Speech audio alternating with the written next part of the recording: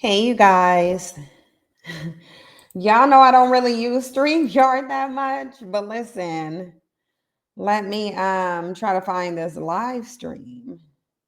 Hold on. Let me try to pull up the playback, see if I could find the playback. And then I just need to grab this playback and then we'll get started because we have quite a bit to go over. Not really quite a whole bunch. It ain't really all that, but we do have stuff to go over. Okay, so here's my live stream. Now I'm going to start because I needed to pull up the chat box. Sorry, you guys. I needed to pull up the chat before I come on camera and before we get this train rolling. I want to wait for more people to come in here. Obviously, whatever I have to say, I'm going to repeat it. Because I do know at different points in time, different people come on here, but y'all know now I don't really be on YouTube like that, but I have something to say that needs to be said publicly because I don't see anybody checking these lying ass bandits. Like I don't see nobody checking bandits the way they need to be checked. Yeah, Sire, I hope StreamYard will be better too. And it likely will. But since we don't go on YouTube a lot, if y'all want to like share the YouTube video, let me pull StreamYard out on its own tab too, because I need to pull StreamYard out. I want to address this whole Tabitha Brown thing. I saw her video. I don't feel the need to play it. Y'all probably saw it too.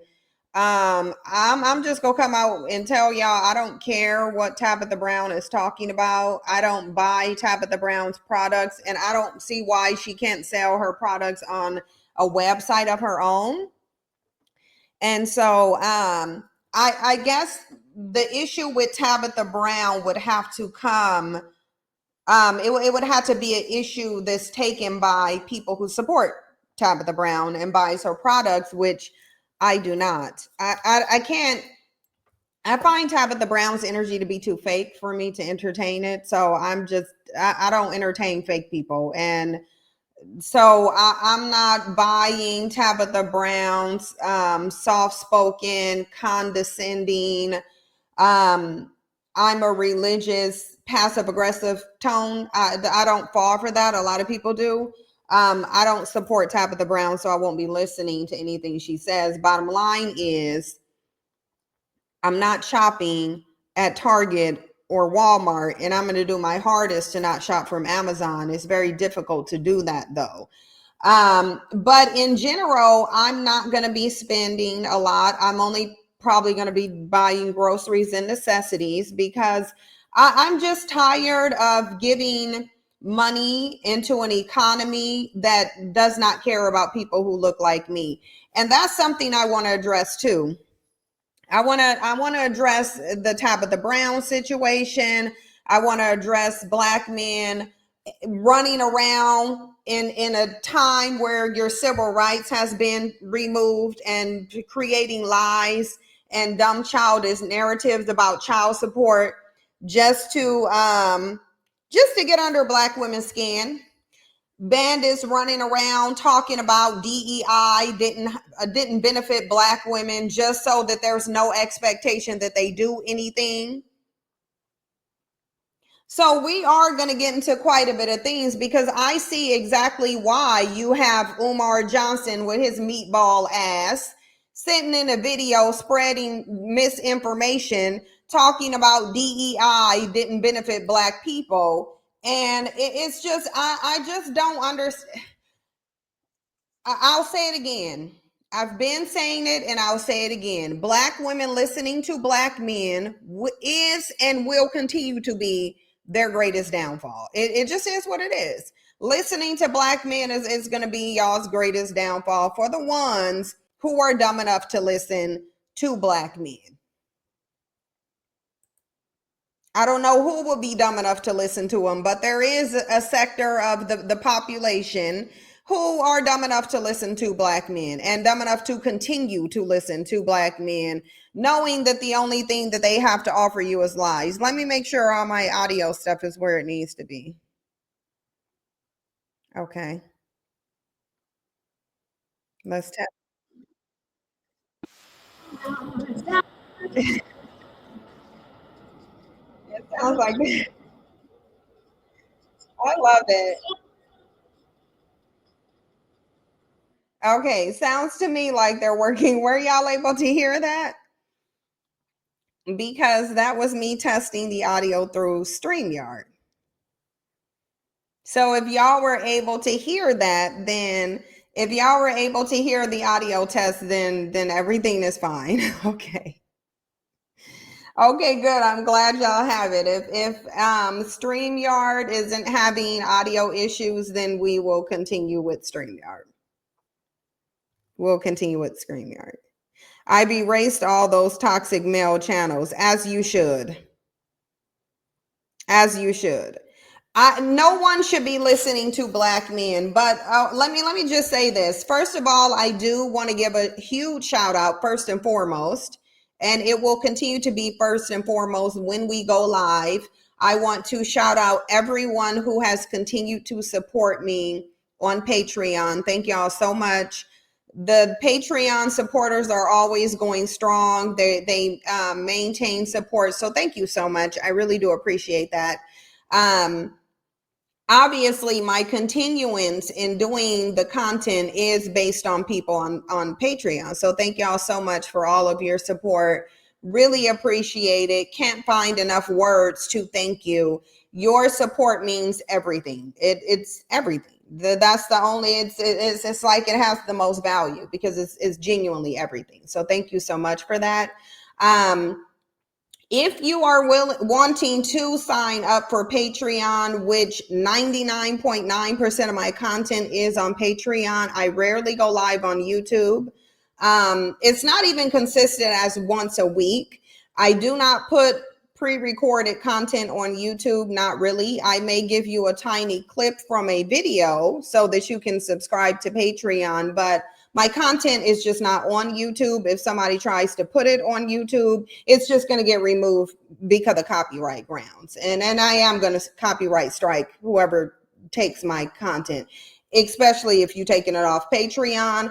Oh, I'm going to do everything in my power to get your channel removed for copyright, because you shouldn't be stealing people's content. I don't steal people's content. I'm not going to stand for people stealing my content. I've had issues with people subscribing to Patreon because they think they're going to build themselves a YouTube channel off of my content, and you're just not. You're just not going to, because I'm just going to have YouTube remove your channel because your channel is 100% someone else's content.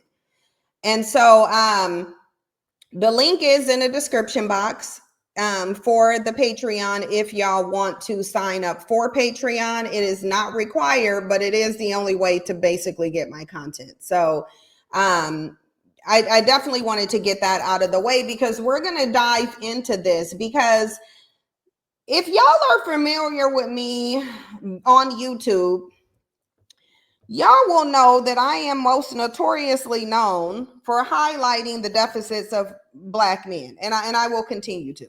And I will continue to, because the deficits need to be highlighted.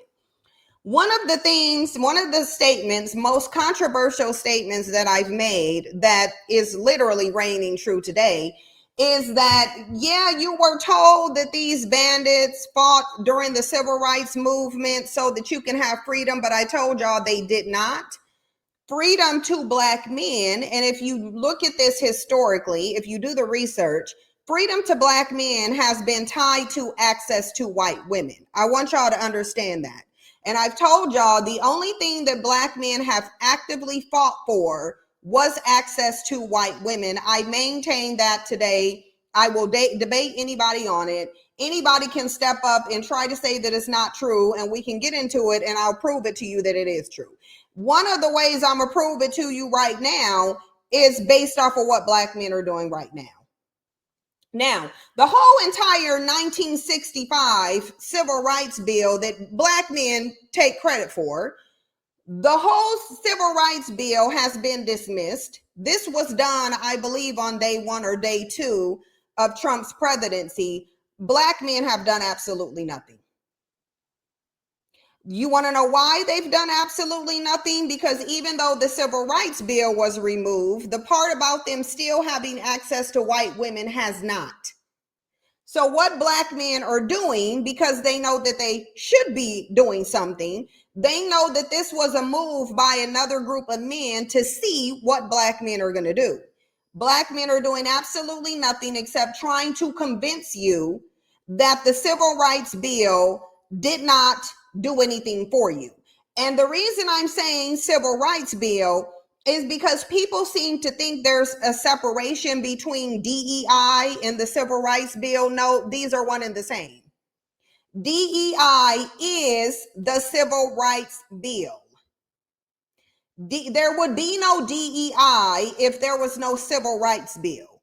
So the fact that you got black men running around trying to convince you that these people decided to just not be racist and they decided to employ you out of the kindness of their heart, know that they're doing that so that they can rest in their cowardliness. That's why. They want to rest in their cowardliness because they don't feel like anything has been taken away from them. Why do they not feel like anything has been taken away from them? Because they still have access to non-black women. This is why. This should be the point where black women completely walk away from black men. They should be completely canceled. They should be completely canceled. They are showing you that they stand by discrimination on your part. Women being able to work. Women being able to work is the civil rights bill. Bandits and their bandita followers want to tell you that no, well, black women have always worked. Yeah, you were always restricted to one type of work, though. The civil rights bill allowed you to leave a white person's home where you were being a servant that was being abused in, and it allowed you to go work in the corporate world. Before the civil rights bill, there weren't any black women in corporate arenas. I don't recall them being there. Somebody can correct me if I'm wrong. Feel free to correct me if I'm wrong. But I don't believe that there was any women working in corporate prior to the civil rights bill. The civil rights bill does affect you, and it affects you a lot. It affects you a lot. The reason why you have Meatball over here spreading this false message is because he doesn't want black women asking black men, what are you going to do about the fact that your civil rights were just removed? You said you said you fought for the 1965 civil rights bill, so you go just allow them to repeal it like that, and you ain't even go file a lawsuit? When the birthright citizenship bill was repealed, within 24 hours, 22 states got a federal judge to block the removal of it. So what they're essentially doing is they are having Donald Trump's administration tied up in federal courts for years, possibly during the duration of his presidency, in order to keep the birthright as a part of the Constitution. Black men ain't even filed no lawsuit. Black men ain't even filed no lawsuit. They ain't even filed a lawsuit. And that's why I told y'all this before. While black men have a history of going to the Supreme Court, it wasn't involving you. It was so that they could lay up with women of no color. They ain't never went to the Supreme Court. They ain't never filed one lawsuit on beside of black women. If they have, prove it. Prove it. Prove it and tell me the name of the lawsuit that black men filed with the Supreme Court or any court on behalf of black women or to do something to benefit black women. Prove it to me, because they ain't did a damn thing. They ain't never fought for you, ever. They've never done it. Now, the problem here is black men's hubris, because they seem to think that the reversal of these bills are going to affect you more than them. It's really not. It's going to affect them mostly. It's going to affect them mostly. And the reason it's going to affect them mostly is because there are already institutions who are trying to invest in black women monetarily. There is none of them who are dumb enough to invest in black men. You wouldn't get anything. You wouldn't get a return on your investment. No one is going to do it. The only person who's going to invest in black women and black men is black women. That's it. That's it. That's the only person. There is zero groups of people who are foolish enough to invest in black men. They know that they will get zero return on their investment. They just would not. These bandits been spending time telling y'all how much we fought. Well, you had MLK and Malcolm X and we was the deacons of the fence, and they don't even got to touch you. All they got to do is remove the civil rights bill, and you cower like a bitch and try to convince the women in your community that they didn't benefit from it. Also that they won't ask you, what is your weak ass doing? What are you doing? Oh, the same thing you been always doing, nesting. Trying to find a black woman to go lay up under, or a Beckisha. Bandits are out here trying to figure out what skirt they about to hide under for the next 4 years. I don't know if y'all think they really doing something that matters. They're not. They're figuring out whose skirt are they going to hide under, because they gonna need some protection from these males that they been afraid of. I want y'all to see this video here though. Oh, hold on. Let me connect my Ethernet cord. And I'm really trying to censor. I want y'all to understand that this is me being real merciful verbally. I'm being real merciful right here, because I could be dragging bandits, and bandits will understand that you're not important enough for me to care about your opinion. I promise you, that's the one thing bandits should know, unless they're slow. Unless you slow, then, and you convince yourself that you are my people or that I owe you something, which a raggedy bandit would do, because they live in a constant state of delusion. They think that because you possess the same skin tone that they possess, that somehow you owe them something. And I want them to know I don't owe them anything. I owe you absolutely nothing.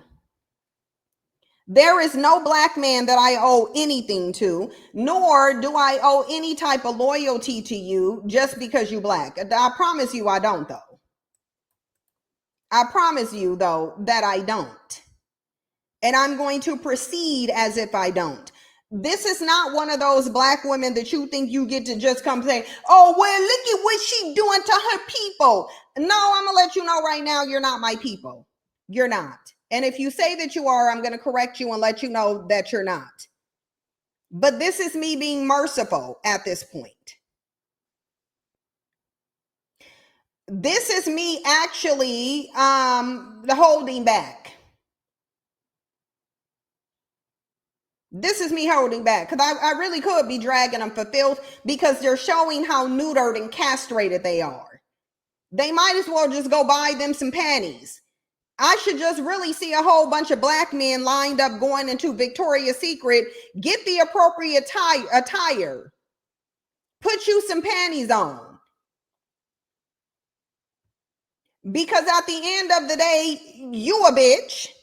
And somebody is, and it's already been proven that you a bitch. It's literally already been proven that they bitches.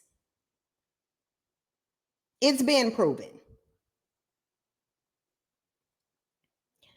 Some of the guys on YouTube being way too quiet for me. They should always, like, why would you be listening to bandits on YouTube? Like, this is the one thing I don't understand. What is the point in listening to what a black man has to say? Like, I don't understand it. I don't understand why we will be paying any attention to what black men have to say. 9 times out of 10, they ain't saying nothing beneficial to you. They not. I promise you they're not.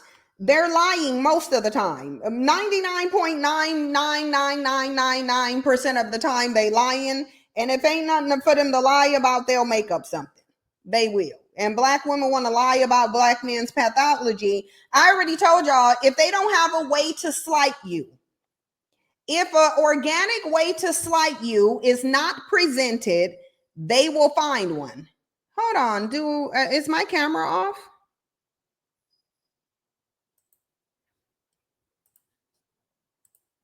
Okay. Now it's on. Or it should be on.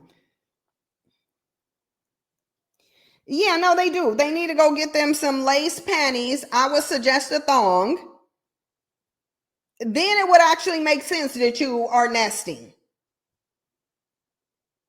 They nesting. Yeah, I turned it on this on now. Listen to what Umar Johnson over here lying about. Because we know he lying about something. Let's listen to him. DEI did not benefit black people in mass. I hear a lot of people spreading this. I want y'all to listen to see if Umar Johnson is about to give you some comparative stats to back up what he's saying. Again, DEI and civil rights bill is the same. So then why were you fighting for civil rights if you felt like it wasn't going to benefit black people? But let's see if Umar Johnson give you some comparative statistics.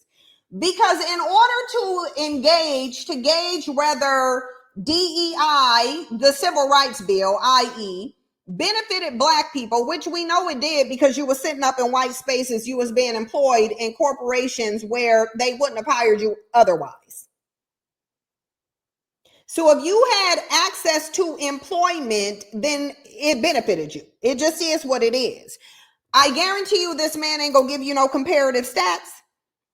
Raise your hand if you think Umar Johnson about to give you some stats from Jim Crow, pre-civil rights, and then track it every single, 10 years since then, every decade. He ain't about to give you no stats. That's what he would have to do. That is exactly what he would have to do to say DEI didn't benefit black people in mass. How does he know that? Can he prove it? And look, you have a dumb black woman here. She ain't dumb because she's black. She's dumb because of who she's listening to. Precisely. It only benefited white women in the Skittle community.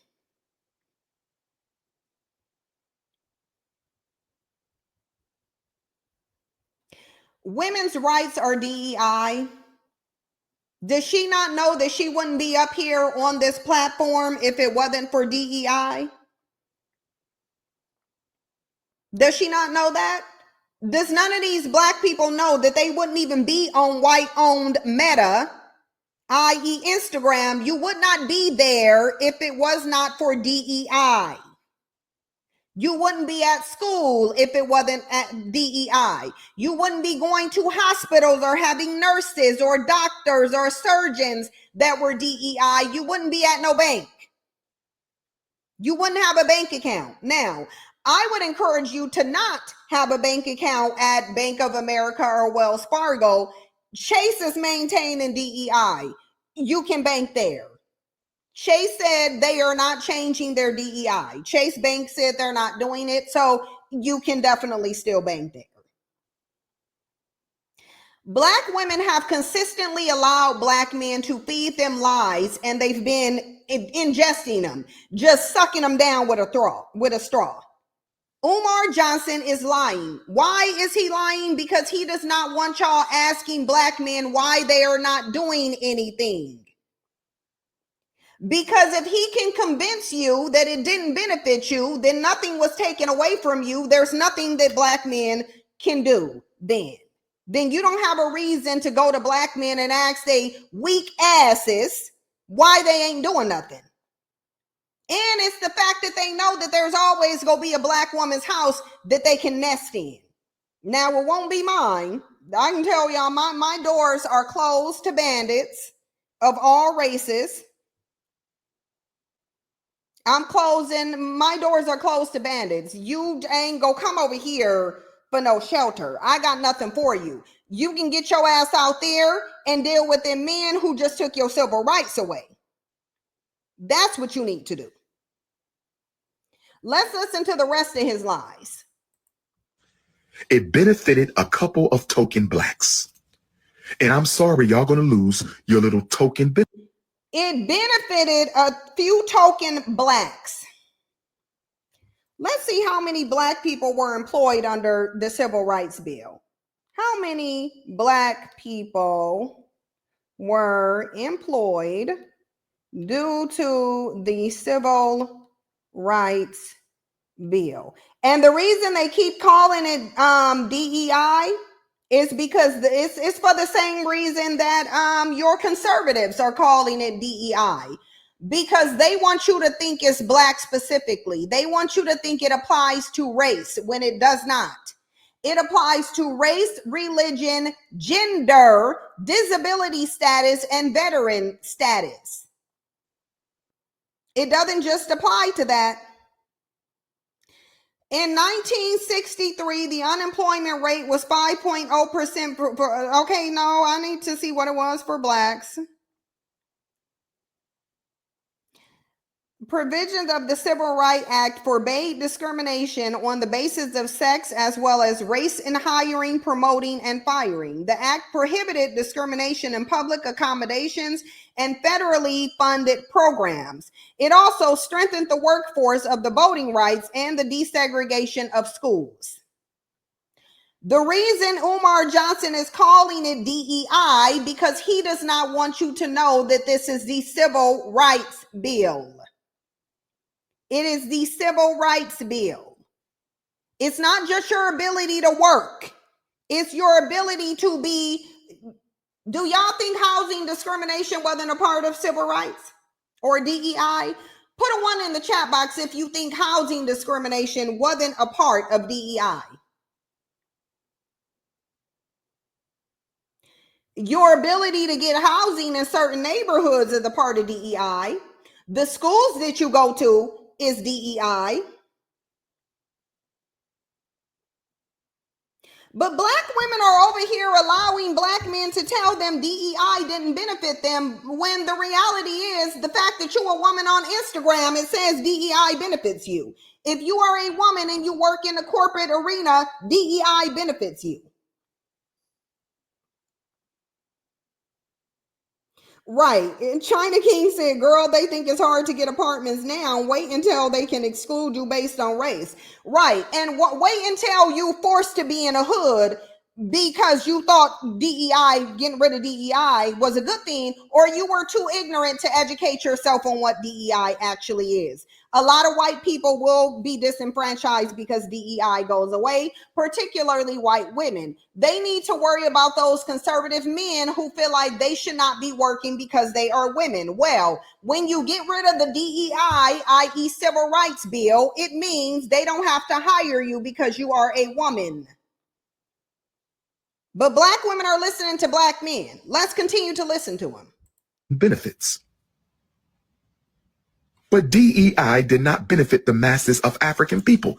Barack Obama is the first president to use the words diversity, equity, and inclusion in his DEI initiative that he signed in August of 2011, mandating that the federal government take steps to diversify, include, and guarantee equity for minorities. But it was all about the rainbow.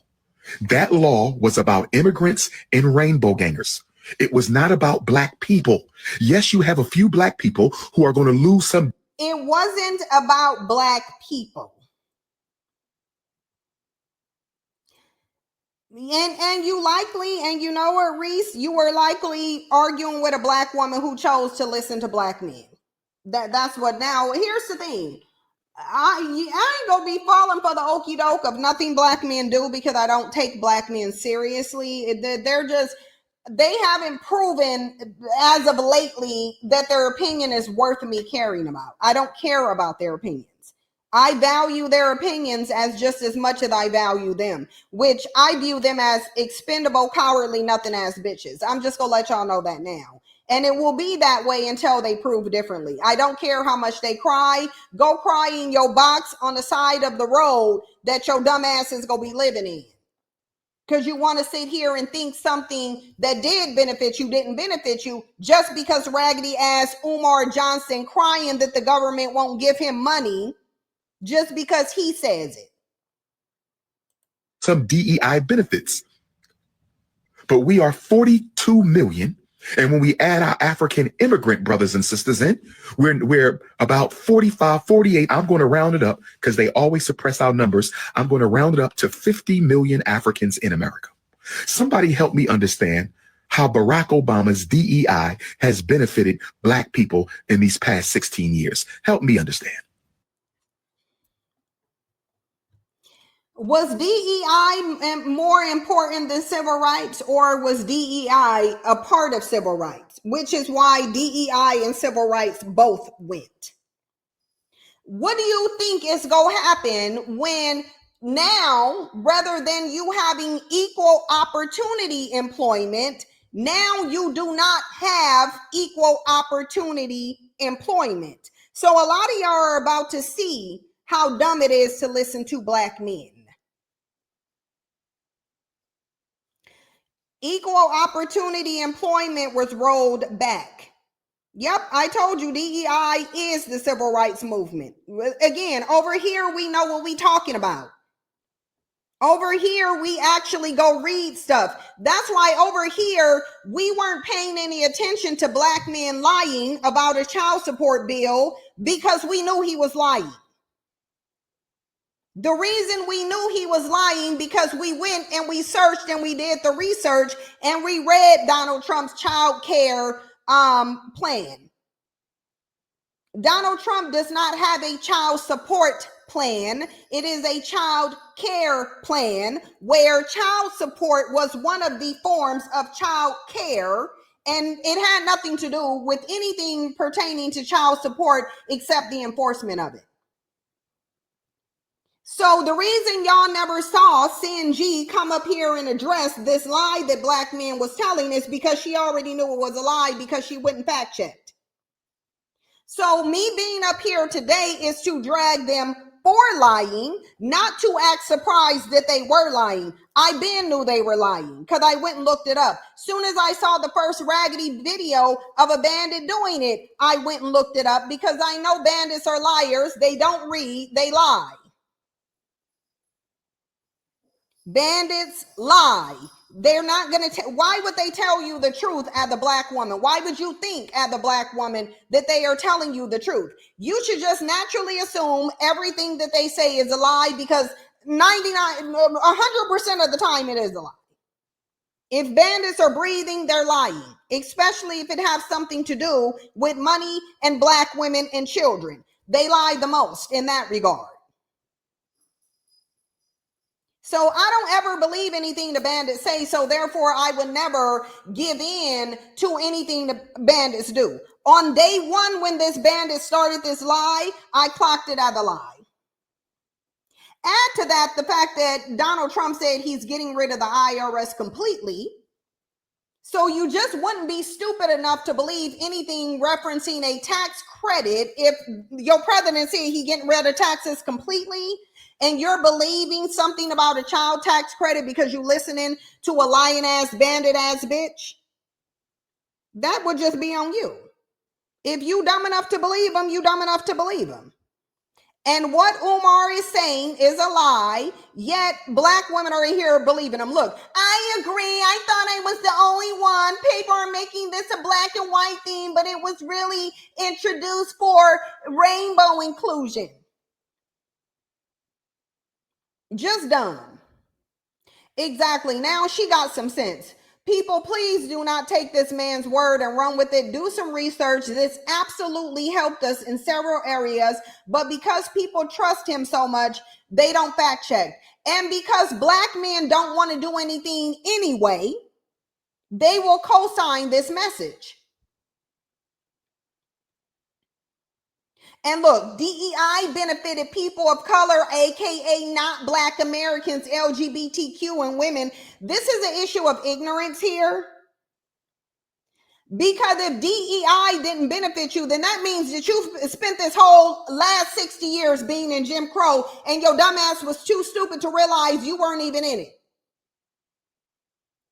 So y'all are going to say you've been living in Jim Crow for the last 60 years? Because if DEI didn't benefit black people, then you were still in Jim Crow. That's what that means. The removal of the Civil Rights Bill, including DEI, which is a part of the Civil Rights Bill, that would then mean you are back in Jim Crow if they choose to put you back in Jim Crow. The Civil Rights Bill was a response to segregation and economic stagnation. That's what it was. But in addition to that, there were no protection laws, so you would have just got strung up on a tree. You would have just been lynched in public. Why haven't we seen a lynching of black men if DEI didn't benefit people, didn't benefit black people? Why haven't we been witnessing lynchings? Picnics, the original picnics. Why haven't we been experiencing those if DEI didn't benefit black people? Just dumb.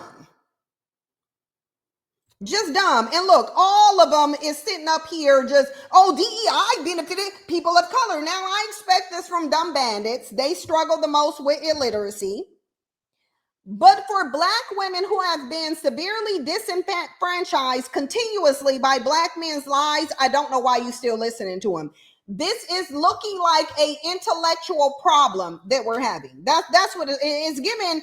It's giving you got a learning disability. If you still listening to black men, it's strongly giving you have a learning disability, and you might want to look into that. You might want to go get you a 504 plan if you still can, because it sounds like you need one if you still listening to black men. You probably need an IEP too if you still listening to black men. You should go get your intellectual level checked if you're still listening to black men, because that means you ain't learned a damn thing. Like, how do you be black people and you the only group of people who have a history of being on the plantation, but you also sitting up talking about, oh, DEI doesn't benefit black people, then why ain't your dumb ass still on a plantation? Why ain't you still in Jim Crow then? Why can you walk into a Kroger or a Myers? Why can you walk into them? Why can you have your dumb ass sitting on Instagram telling lies if DEI don't benefit you? If you a woman, how are you working and DEI does not benefit you? Black women are more employed than black men, so it looks like DEI benefits black women quite a bit. Black women have more degrees than black men, so it sounds like you've utilized DEI to access higher education. Sounds like DEI benefits black women quite a bit. And if it didn't benefit black men, it's because they were too stupid to figure out how to benefit from civil rights, just like they're too stupid to figure out how to benefit from patriarchy. That they running around, can't even meet the standards of patriarchy, but they still benefit from it. And they too dumb to extract these benefits. Right. Coco said, if you're listening to black men, please admit yourself to the nearest psychiatric unit, and you really should be sitting up in front of a panel of therapists to figure out why you still listening to these fell-ass males. Ain't succeeded at nothing but nesting and lying, because they've been able to brainwash black women through their lies. So they're successful nesters. They're successful nothing ass bitches. They're successful cowards. That's it. That's all. Though they're the only thing they succeeded at is being weak as hell.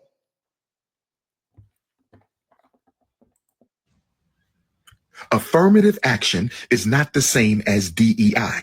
Affirmative action was destroyed by George Bush in the opening years of the 21st century. He destroyed it. The Supreme Court destroyed it. Now, you ain't seen no stats. Umar ain't gave you no comparative stats. He didn't even give you a date when affirmative action was supposedly destroyed. He didn't tell you how affirmative action is a part of DEI, because affirmative action is a part of civil rights, and DEI is a part of civil rights. So this is the same man who set up on Fox Soul talking about there's a war against black men, but could only mention what was happening in the 60s, and y'all still listening to him. And then as a way to not admit that he a lying ass bitch, he decided to lie on Fox Soul, and y'all just let him lie. Umar Johnson is a liar, and I proved to everyone how much of a liar he was on Fox Soul. But no one wanted to pay attention because we over here to worship some cowardly losers, though. Yeah, like this man is literally just sitting in a video saying stuff. He ain't showed y'all no proof. He's telling you that DEI didn't benefit you when DEI is the civil rights bill. Just dumb. Affirmative action has not been a governmental priority since Lyndon Baines Johnson. Affirmative action has been dead.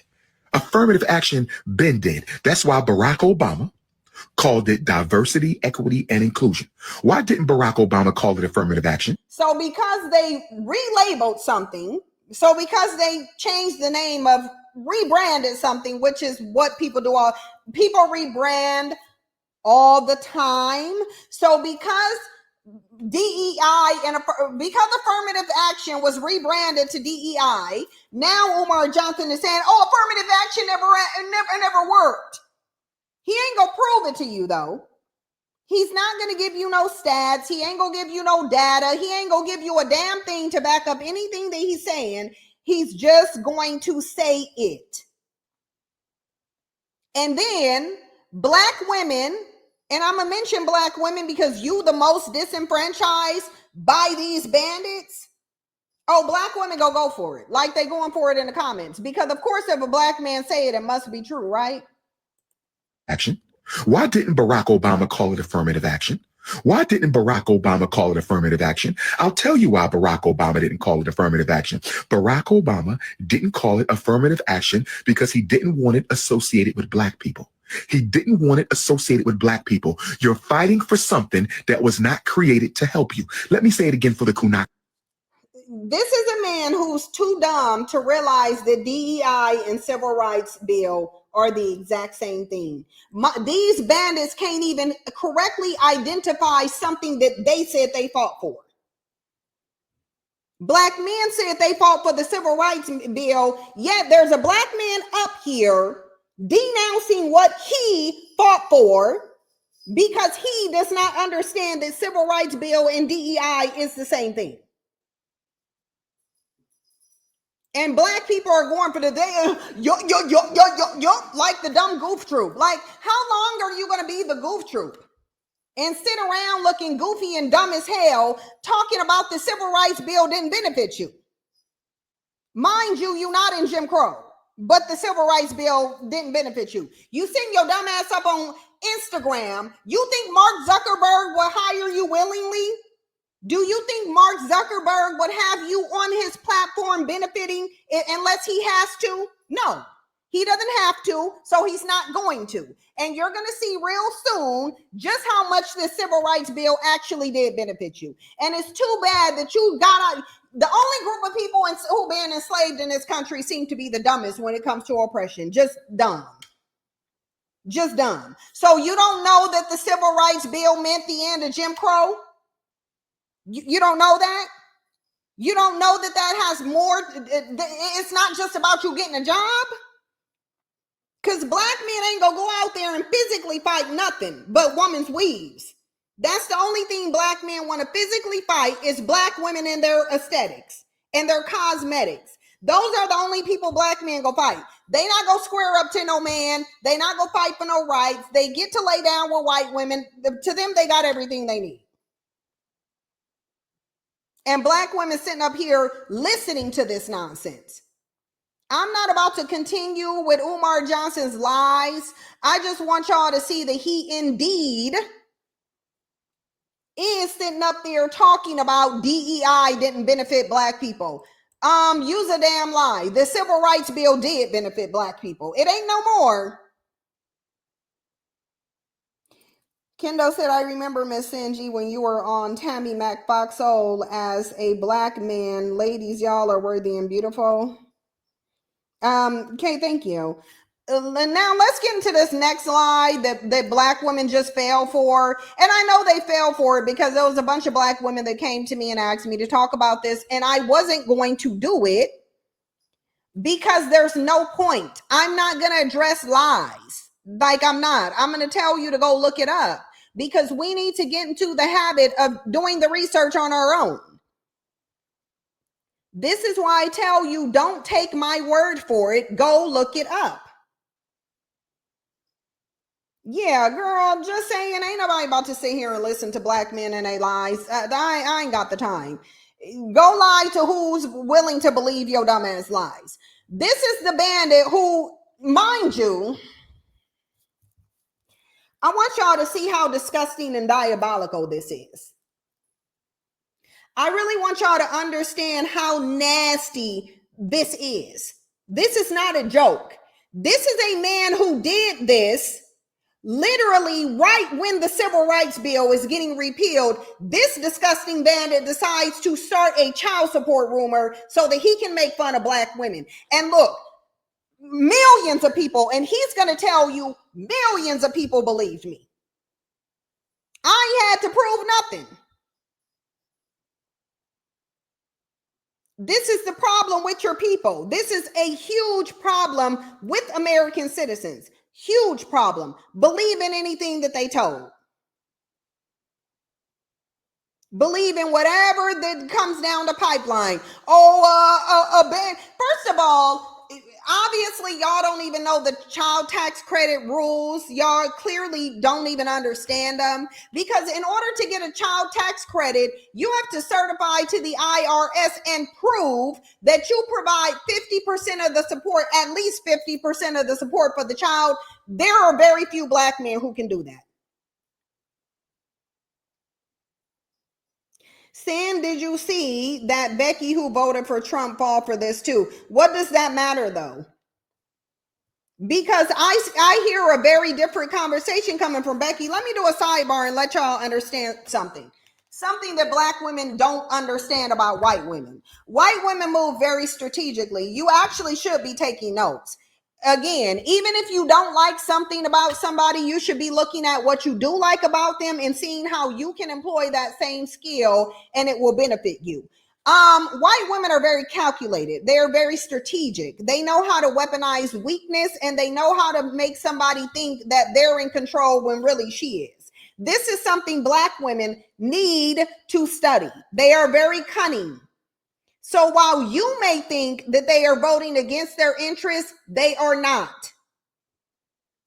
They are not. White male dominance give white women dominance. They can't get it from anybody else. So of course, they're going to work. Of course, they go vote to maintain the white male power structure. Where do you think they get their power from? They get it from white men. However, just because they vote for Donald Trump, does that mean that they don't know Donald Trump want to put policies in to disenfranchise them? No, it doesn't. They know he planned to, and they plan to fight it. They plan to fight it. That's why they have no problem voting for Donald Trump, because white women know, I'm just going to push back on what he's doing. I'm going to push back on what he's doing. You think they're going to let them force them into giving birth? Please. Then you need to. I realize a lot of black people don't live around white people. I have them in my family by way of my black brothers. I've lived around them, went to school primarily with them, had them as friends, worked right next to them. I promise you, the only reason they will vote for Donald Trump is one. Here's the thing. Kamala Harris does not represent white male power. That's not what Kamala Harris is. Kamala Harris for white women is the end of white male power. They get no benefit power-wise from having a non-white female president. They ain't getting no power from that. They couldn't. But if they continue to vote in favor of white male dominance, then they can maintain white female dominance. You see how that works? Because I'm going to show y'all something, and I'm going to tell you where white women's head is at. It's in the opposite place that black women's are. So we going to play who do you think is going to get further. That's what we about to do. We about to play a game of who do you think is going to get further, white women or black women. Part of it is about race. Most of it is about mindset. Most of it is about mindset. Yes, a lot of it is about race, obviously. If there is a white male power structure, white women are automatically going to have power. But when it comes to progression of women's right, oh, you can best believe white women are about to run circles around black women because they have the right mindset. Black women don't start movements. Black women start concepts. They start concepts, and then white women turned it into a movement because white women said, we're only going to worship these men to the extent that it benefits us to do so. Black women said, I'm going to worship any man and it don't matter. I'm still going to worship him. And white women are like, no, I don't think we should worship men unless it's going to benefit us. Black women are the exact opposite. I'm going to do it for free. I'm going to be his ride or die. I'm going to build him up. I'm going to stick by him no matter how disloyal he is. I'm going to let him demean me and degrade me publicly. And white men are saying we couldn't do these things because white women wouldn't even give birth to us. You have two different groups of women, two different mindsets. Obviously, one is going to get further based on a mindset than the other group. Yep, black women see themselves in black men. White women see themselves in whatever benefits them. Just saying it is for free. They give it out for free. Black women will lay their lives. Black women will give their lives to black men for free. There is zero group of women on the planet who have the mindset that black women do. There is none. Mixed women, biracial women, largely don't even have the mindset that black women do. And that's because most of them are not raised by black women. They're raised by women of no color. That's who they raised by, white women, because most of their mothers are white. So you will see more even biracial women having a different mindset than black women because of their white mother.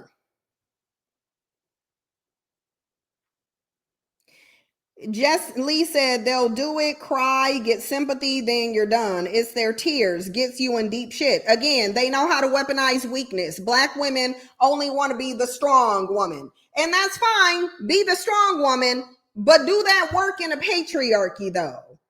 Because yeah, of course, the males that you deal with are weak, but that don't really work in a patriarchy. You need to know how to weaponize weakness. That's what you need to learn how to do. Timmy said most biracial women have a different mindset than us because they were raised differently. Yeah, their mom is white. Exactly. Yeah, that's why. And really, that's why black men prefer biracials with white mothers, because they know, yeah, she may have a tan, she may have a black daddy, but she's going to think like a white woman. She will behave like a white woman. Did you see the clip of Funky Dineva saying he never wants to be a woman because he has male privilege? That means he's telling the truth. So then he's telling the truth. Let me play this video for y'all so you can see how diabolical, nasty, and disgusting this is. TikTok creator admits to making a viral story about President Donald Trump preventing child support recipients from claiming children on tax returns. So, while they're rolling back your civil rights bills and essentially putting you back in Jim Crow, black men are trying to figure out how they can manipulate black women into not putting them on child support. Mind you, black women are already the least likely to put them on child support. Even though their preferences are the most likely to put them on child support, do you think they running around shaming their preferences for putting them on child support? No, because that's their preference. And they don't want to lose access to them. But they sure are lying to black women, and black women eating it up, believing it, refusing to do research. Let's listen to him. That Trump child support stuff, I made it up. I made it up 6 days ago. It's going viral. My video alone has 12 million on TikTok and 1 million on Instagram. But I was just making it up in my car because I said, have y'all heard Trump just passed, I said, I'm paraphrasing, but I said, Trump just tweeted that if you pay child support, the baby daddy get income tax. What? And I said that, and all of a sudden, then I went wildfire. I'm saying duplicates of the video, people using my sound, some people just creating their own narrative of it, but it's fake. He didn't pass nothing. It's a good conversation that everybody having, but it's fake. So I just want y'all to know I'm the original person that did that. I was playing around. Thank y'all for the conversation, the dialogue. You can go check it out, like I said, on my TikTok or on my Instagram. I pinned it, so it's like the top video, and it's people just took off. So don't believe it; it's fake. Ha ha! That Trump child support stuff. Oh my God! Trump just tweeted: if you put your baby daddy on child support, that the baby daddy now gets all of the income tax. Here's the thing, though, because this says more about the Black community than him. He said Donald Trump just tweeted. Where's the tweet, though? Even though this man said Donald Trump tweeted something, did he have to show the tweet in the video? Did he show the tweet in the video, or did he just say there was a tweet? Because it sounds like he just said there was a tweet, but nobody asked him to provide the tweet. The man just got up here and said, did y'all see what Donald Trump just tweeted? Nobody went to go look and see what Donald Trump tweeted. And millions of people jumped on it and decided to believe it. So y'all can stop mentioning the Christian Crusades. Nobody has to force you to do anything. They don't have to force you to believe anything. They simply have to put it out there and you'll believe it. You will believe it. Since making the video, it has garnered over 12 million views, with many people actually believing the misinformation. Elston made another video saying that he was joking and that he was the source of the rumor. This man should be having at least 3 days in jail for this.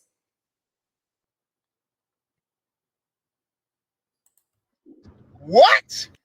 Oh my God, Trump just tweeted, if you put your baby daddy on child support, that the baby daddy now gets all of the income tax. What? Oh my. Didn't show one tweet. Didn't show one tweet. This person said, and this is exactly how he won. Majority of the voters are uneducated and easily influenced. So who do you think is the most uneducated and the most easiest to influence? That would be, even though Black women are the most educated, they are still the easiest to be influenced, as long as the influencer is a Black man. As long as the influencer is a Black man, society can get Black women to do and believe anything. This is why, even though Black men don't attend church, most of the pastors are Black males. Because Black women will follow them blindly. Black women will believe what they say, and Black women will throw money at them. This man didn't even have to show a tweet. He didn't even have to prove that a tweet existed, and millions of people, mostly Black, decided they was gonna believe this. Look, I saw too many deadbeats excited about this information, and I bet you she didn't go look it up. It took me one time seeing a video. I didn't see his video. I saw somebody else promoting this. And immediately my brain said, let me go find out what Donald Trump's child care plan is. And let me read it. And I read it in its entirety. It said nothing of the sort. And I was like, okay, let me see how long Black people will allow this lie to circulate before somebody go research it and say, this is a lying ass bitch. And nobody did it. Nobody did it. They just believed it and sucked it up. That was it. All he needed to say it. And then he said, she's saying, baby, the deadbeat daddies were excited. But you're going to keep having children with the deadbeat daddies, though. Because if somebody say put your womb on lockdown because most of the bandits in your community is deadbeat daddies, you gonna start screaming genocide now, aren't you? Mind y'all, on that thought, I want to read something to y'all. This is a comment that I screen grabbed from a white woman having a discussion, and I'm about to show y'all where they were having the discussion. This white woman said, "Dear women, it's in your hands to give birth to men or not. Men have no role. If they force KILL them and their seed inside the womb." So she's speaking the truth.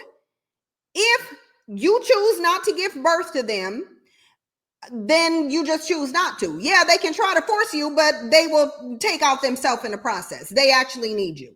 Do you think that this white woman had a bunch of comments saying, "Oh, well, no, well, that's genocide. Well, no, we have to have white babies. Well, no, we can't do that." That's no, not one comment. Actually, the other white women agreed with her. They agreed with her. There are 0 comments under there, and I looked for them. There are 0 comments where anybody was telling her she's trying to genocide the white community. Not one person told her that. Not one person told her that. But every single time someone suggested that Black women stop creating useless bandits who hate them and toe tag them, that was the main thing. "Oh, well, no, that we got to do it to the girls too." Well, no, we got to, then Black girls too. Well, no, then you ain't giving the girl to Black girls. That was Black women's response. Again, 2 different groups of women, 2 different mindsets. If y'all think white women's mindset ain't partially at least 50% why they have been able to progress, then you're sadly mistaken. White women's mindset is why you get to sit up here and work as a woman too. Because feminism, the movement, not the concept, the movement that white women started is why you get to work. It's why women were added to the Civil Rights Bill. That's why you get to work, because a group of women went through a suffrage movement. Mind you, that Black women, there is a misconception that Black women have dove into feminism. They have not. Black women shame feminism because Black men shame feminism. That's why Black women ain't doing no femicide movement, because it will require them to acknowledge that Black men are committing the acts of femicide. Do you think that white women would sit idly by if their men were waging a femicide war against them? No. We know they wouldn't. White men know they wouldn't, because I haven't seen videos of white women saying, "Oh, if white men act like Black men, we wouldn't give birth to them." I saw videos from white men saying it. White men were saying it. White men were saying we could not talk to white women like Black men talk to Black women, or these women would end us. They clearly did something to make these men feel like this behavior is not tolerable. And then white women showed it again when they snatched Andrew Tate's dumbass off the internet. Why? Because white women are smart enough to know a white woman gave birth to Andrew Tate, and nothing that comes out of my womb is about to sit on the internet and demean and degrade me. So they got his dumb ass off the internet because they said absolutely not. And guess what Black women did? They ran to Kevin Samuels, who was doing the same thing. 2 different groups of people. White women got their verbal abuser off the internet. Black women literally deified theirs. Black women are still running around talking about, "Oh, Kevin Samuels was right. Oh, he was right. Kevin Samuels was a failure. At least now as worm food, he's serving a purpose." Yeah, I said it. Get mad and cry with your weak ass. Kevin Samuels wasn't serving any purpose. Now he is. It's a good thing that he can serve a purpose in death that he did not serve in life. At least somebody is benefiting off of Kevin Samuels' existence. His ex-wife, both of them, and his daughter damn sure didn't. How do you uplift an abusive, failed ass male who didn't even and could not practice what he preached? But that was enough for Black women. He just got to be Black and male.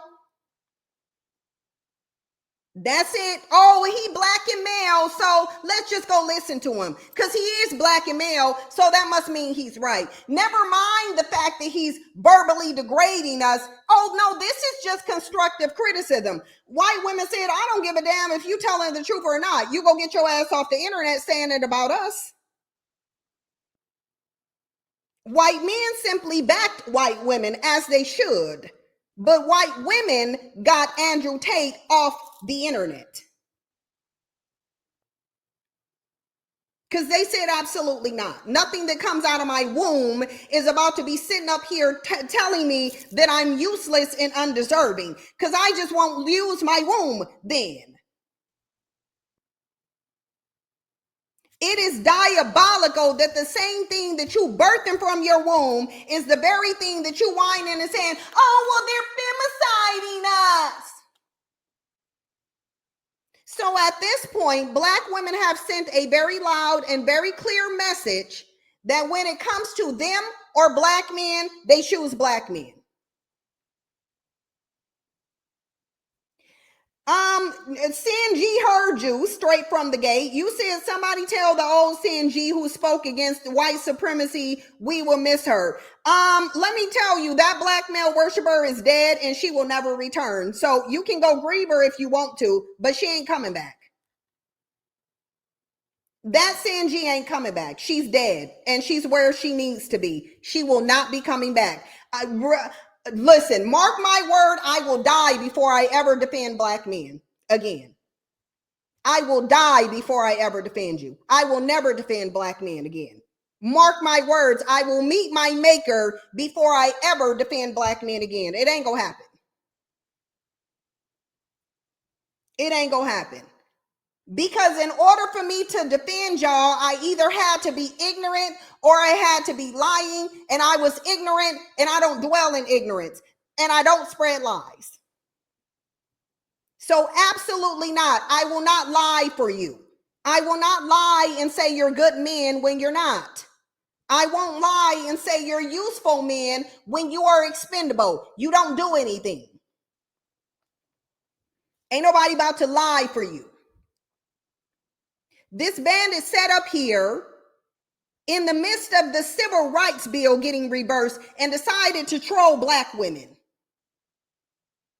Because of course their greatest enemy is the one who gives birth to them, probably because you're lying to them, telling them they kings, but by the time they get into preschool, they're going to learn that they peasants.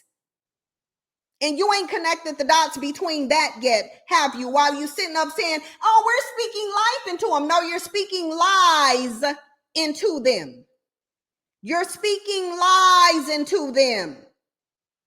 You're telling them that they're kings and geniuses and coddling them and setting them off. You set them up for a false reality. They're not kings. They're not geniuses. They're weak ass bitches. That's what they are. And the world is going to see that they're weak ass bitches and they're going to respond to them being weak ass bitches. So why are you telling them that they kings? You're lying to them. You can't speak life into people by telling them lies. You're lying to them. And then when they get old enough, they thinking, oh, I thought I was a king. My mama coddled me. My mama did everything for me. But when I go out into the real world, don't nobody want to do nothing for me. I was told that I'm a king, but when I get into preschool, I'm being treated like a peasant. And it only continues up into my adulthood where I got to worry about either another person that looks like me, another black man taking me out, or another race of man taking me out. But either way, I'm going to get disenfranchised and taken out. And black women are birthing me into this on purpose. You think that black men at a certain age, they don't realize that you're knowingly birthing them into disenfranchisement and lying and telling them that they're kings? Oh, they know. Why do you think so many of them got mommy issues? What do you think a lot of those mommy issues are? That you done spoke lies into them. That's the only thing you're doing. You're speaking lies into them. You're not speaking life. You're speaking lies. And you're either going to be honest with them or don't give birth to them. But why are you lying to them? Why are you tricking them into thinking that they're going to get an outcome out of society that they're not? They're not kings. And you still lying to them. They're not kings. Now they don't even have civil rights. So are you going to keep lying to them? Are you going to keep lying to them under the guise of speaking life into them? Or are you going to admit that you've been lying? That you've been speaking lies into them? They're not kings, and you shouldn't be calling them kings. And they know damn well they ain't kings. You think these bandits don't know when they got a literal foot on their neck? You don't think they know they ain't no damn king? Kings don't get foots on their neck. Kings don't got to sit up here and run around saying no justice, no peace. Stop lying to them. They're not good men. They are not. Why are you lying to them and acting like they are husband material? Just admit that you're desperate. Because it's not that they're husband material, it's that you're desperate. And that you want male validation because you refuse to validate yourself. You refuse to do it. Naming your child King is cringe. Right. You got T.I. over there with a son named King. Do he look like a king, or is he getting treated like a peasant? Because they done lied to this man so much they named him something that he is not. How are you a king? Your name is King, but you on the bottom of the social totem pole. Y'all out here playing. Oh, I'm gonna name my son King because of course another black man ain't gonna come kill him. That's if he can live long enough without a black man coming and killing him.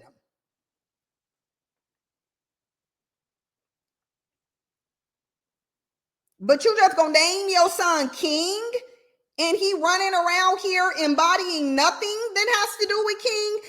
Listen, the problem that black men have with me in my personal and non-personal life is that I won't lie to them. I'm not gonna tell you you're a king.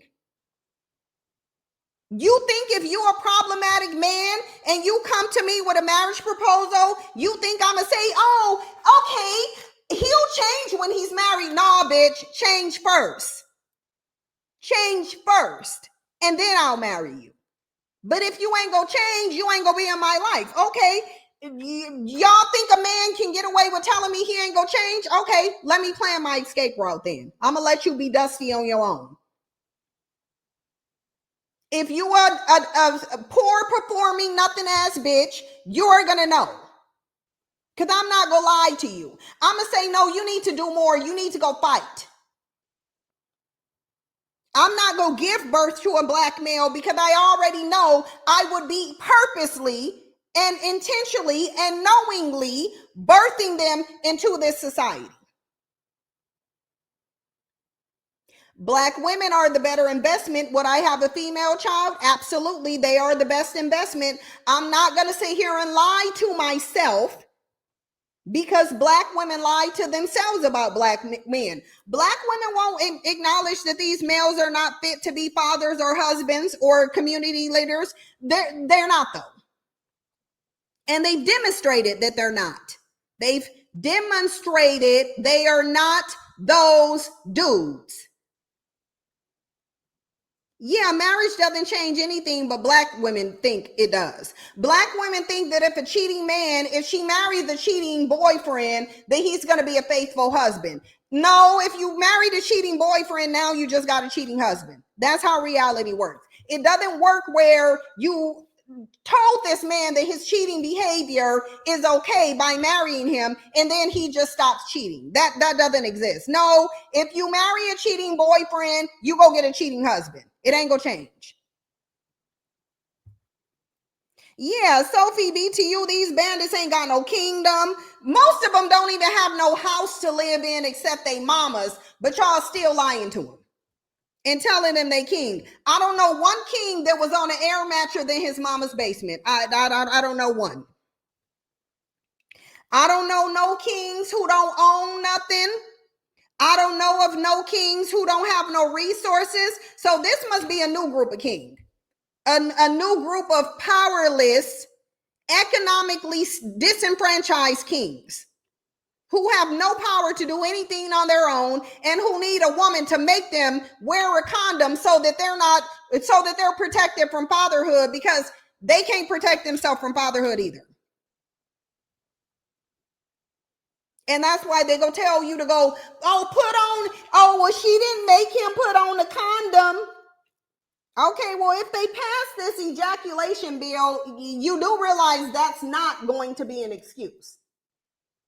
Like the days of y'all saying she didn't make me wear a condom is dead and gone if they pass this no ejaculate, or conception begins at ejaculation. If they pass that bill, y'all can forget about telling somebody that nobody made you wear a condom. No. Those excuses are going out the door. No one cares if you weren't told to put on a condom. The question is, did you nut in this woman knowing she could get pregnant or not? Yeah, you did. So, and if you didn't, then you too stupid to be having sex. Ain't nobody about to listen to black men's dumbass excuses because they don't want to be men. Ain't nobody about to do that. If you had sex with the woman, you're taking accountability if they pass that bill.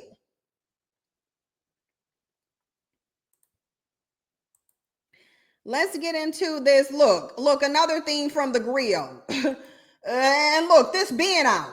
Look, this report being out. It would have took a simple, small amount of research.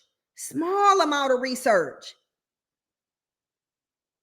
This came out on January 21st, shortly, literally, second day after Donald Trump was inaugurated. That dumb bandit started a rumor. The griot literally fact-checked it and said it's not true. People still ran with it. People still ran with it.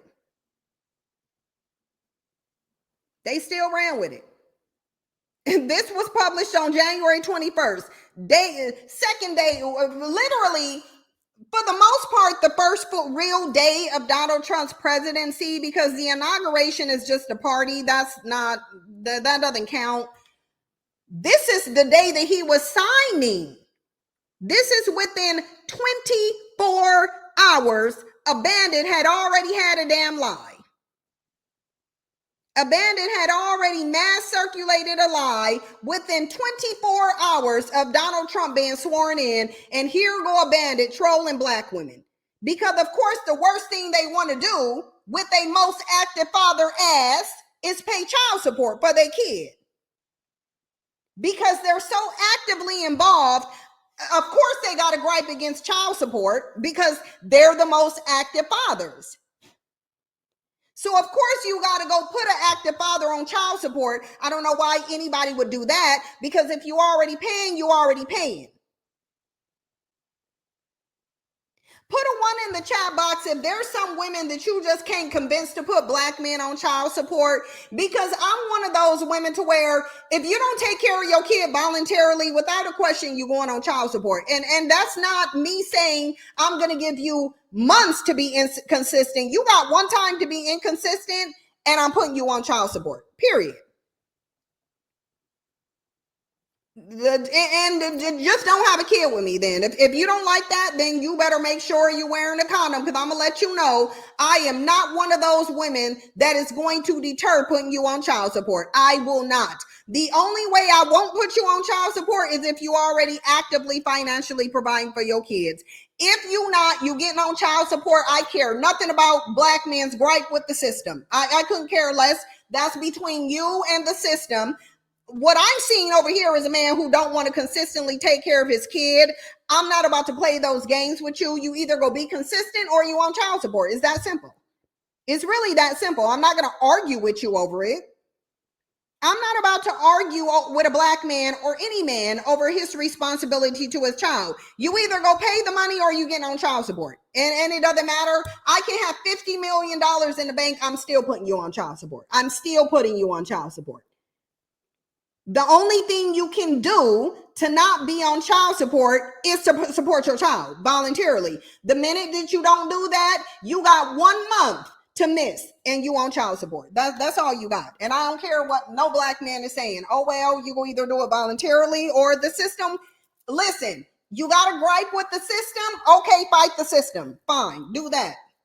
But otherwise, it's falling on deaf ears over here. You think I give a damn about a black man's gripe with child support? Wear a damn condom then, bandit. Get a vasectomy. There's options. You got 2 of them. You only need 1. If you ain't utilizing it, it's falling on deaf ears. You going on child support. It's that simple.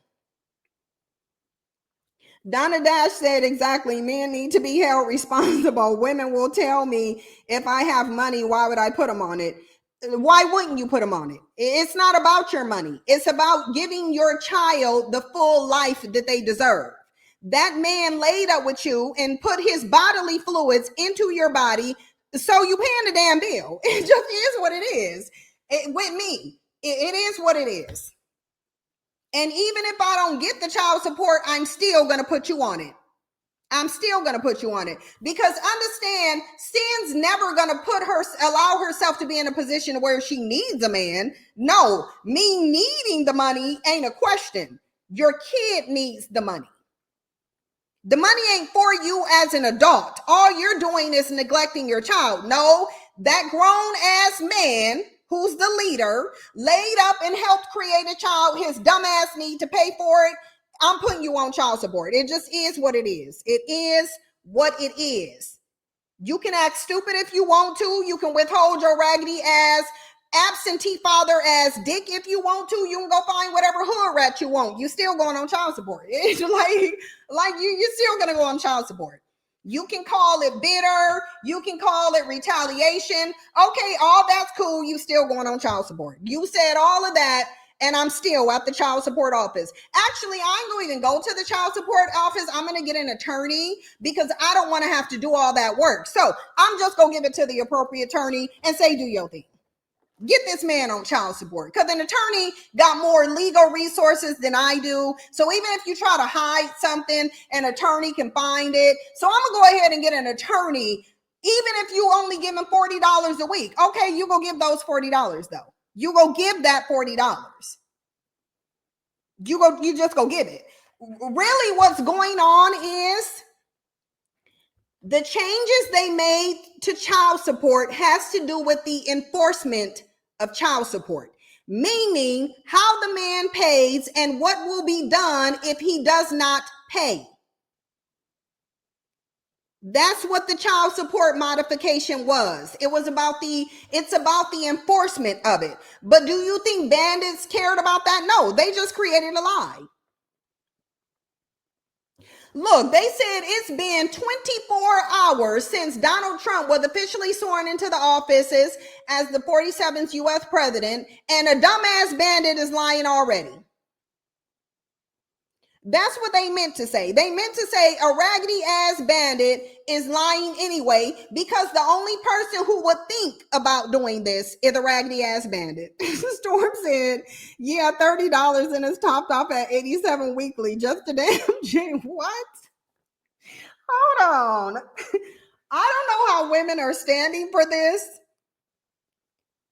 So these bandits are only paying you complaining about 80, you broke ass, nothing ass bitches are complaining.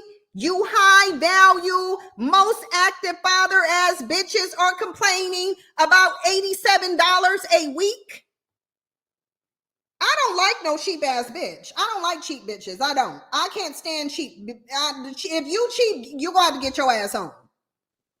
You're cheap if you have a problem with $87 a week in this damn so it's under $100. You ain't even paying $400 a month for your damn kids, and you think somebody giving you a child tax credit worth thousands of dollars? Get your raggedy absentee ass out of here, bum. Please show me the white or Asian man in a video making up lies. Can anybody please send me any video of a white or Asian man getting in a video lying about child support? Of course, it's going to be a black ass bandit. Yeah, I heard about Cheryl Underwood, but right now we talking about bandits. Like we not. If I was gonna talk about Cheryl Underwood, I don't care about nothing she's saying about marriage. I'm not gonna listen to black women talk about marriage. I'm just not. I wouldn't take marriage advice from black women. I'm not gonna listen to black women talk about marriage. In addition to religion, because black women are not honest. The three areas where black women lie the most is when it comes to religion, is when it comes to black men, and when it comes to marriage. Therefore, I'm not listening to black women talk about any of those things because they're going to lie.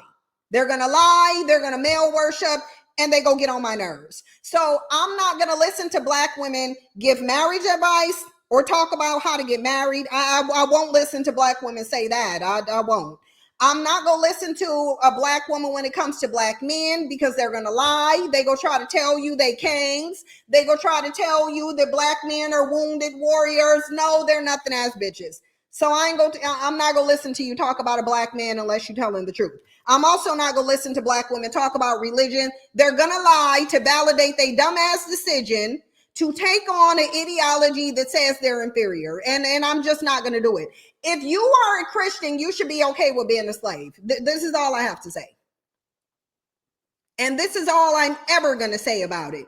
If you are a Christian as a black woman, then you should have zero problem with slavery. You shouldn't. So I'm not about to listen to Cheryl Underwood. I will play her video where she's saying bandits only get undesirable throwbacks. I'll play that one. I was going to do it anyway, but I'm not going to listen to no black woman talk about marriage. I'm just not going to. First of all, you the least married. Second of all, your marriages play out the most raggedy of any marriages. And third, you're known for being desperate and doing anything to be married because you worship marriage. So therefore, you're too biased for me to listen to. I'm not doing it. I will listen to zero black women talk about marriage. I'm just not going to do it. I sure won't. I sure won't. I'm not going to. No offense to black women. I love black women. I will continue to advocate for black women. I will continue to defend black women. I got a feeling in the next 4 years, I'm going to be defending black women a whole lot. So I will never give up on black women, but I'm not dealing with you when it comes to marriage, black men, or religion. I'm just not. Those are 3 areas I will not deal with a black woman on. None of them. None of them. Because even with Cheyenne Bryant, I wouldn't listen to her either because her whole thing is, I don't want to be a statistic. But ma'am, you are a statistic though. Ma'am, you're 40 and you're unmarried. So you're a statistic. This is why I'm saying even the educated and qualified black women cannot get rid of their desperation to be seen as better. They just can't do it. And that's why Cheyenne Bryant is over there like, well, I didn't have a kid and I'm not mad. I didn't have a kid because I didn't want to be a baby mama. I don't want to be a statistic. Meanwhile, she's still a damn statistic. Exactly, Jay. Every one of the statistics. She's a statistic just because she's a black woman in society. You're a statistic there. If she has her private practice, she's a statistic. So black women run around here and they chase social status. They don't chase quality.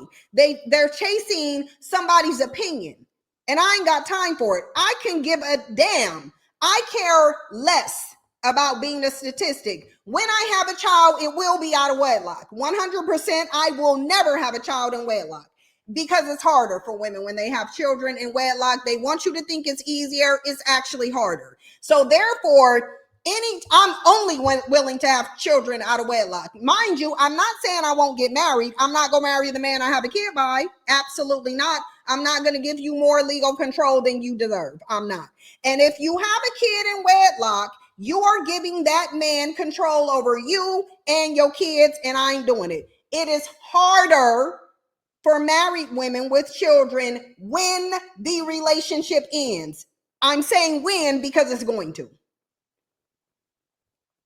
When the marriage ends, dealing with your kids is going to be exponentially harder because now that man got power too. And they don't got power. And the thing is, they got more power over those kids than a baby daddy would. So that means your ex-husband about to give you a bigger headache than your baby daddy would.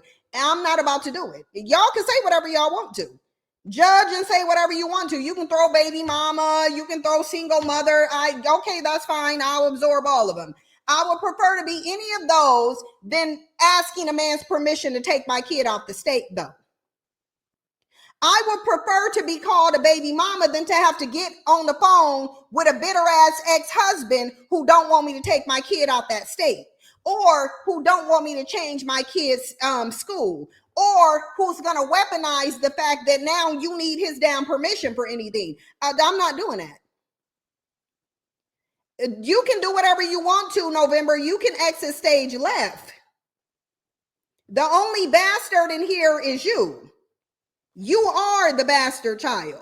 So you can go ahead and ease your ass on down the road.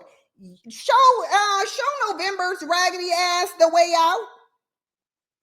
I don't know who showed you the way in, but you go ease your ass on down the road, all the way out of here. The best thing Ebony K. Williams could have done for herself is go get some sperm and have a baby and don't have a man tied to it. That's the best thing Ebony K. Williams could have done. It is way easier to cut off a bitter baby daddy than it is to cut off a bitter ex-husband. I'll say it again. It's way easier to deal with a bitter baby daddy than it is to deal with a bitter ex-husband. It is way easier. If your baby daddy is your ex-husband, you about to get the largest headache, go ask Jeannie Mai. You think Jeannie Mai having an easy time with her bitter baby daddy because that was her ex-husband? Raise your hand if you think Jeannie Mai is having an easy time navigating the end of her marriage with this kid to this bandit. Because this bandit is able to move the way he's able to move because he's her ex-husband. So she's his legal property. She is legal property. And he giving her the biggest headache ever. That man giving her the biggest headache ever.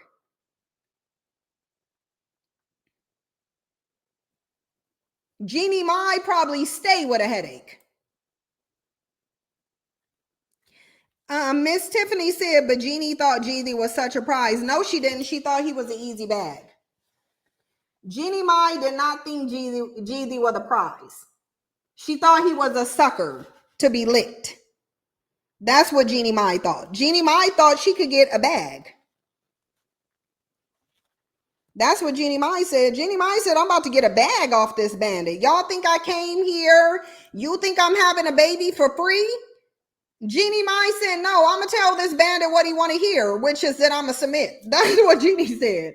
Jeannie said, if this bandit think that he going to get some submission out of me, he sadly mistaken. But Jeannie Mai said, I will tell him. I'll tell the world that I'm going to submit to him, but I ain't. No, Jeannie Mai didn't think she was special. She just realized she wasn't a black woman. Jeannie Mai's issue wasn't that she thought she was special. Freddie Hartiz let her know that she wasn't special. Jeannie thought she ain't black. Storm said, remember when they said black women need to be submissive like Jeannie? Yep. Because Jeannie knew how to weaponize weakness. Jeannie Mai weaponized weakness against Jeezy. Jeannie Mai let Jeezy think that she was going to submit to him. She told the whole world before she got married to him.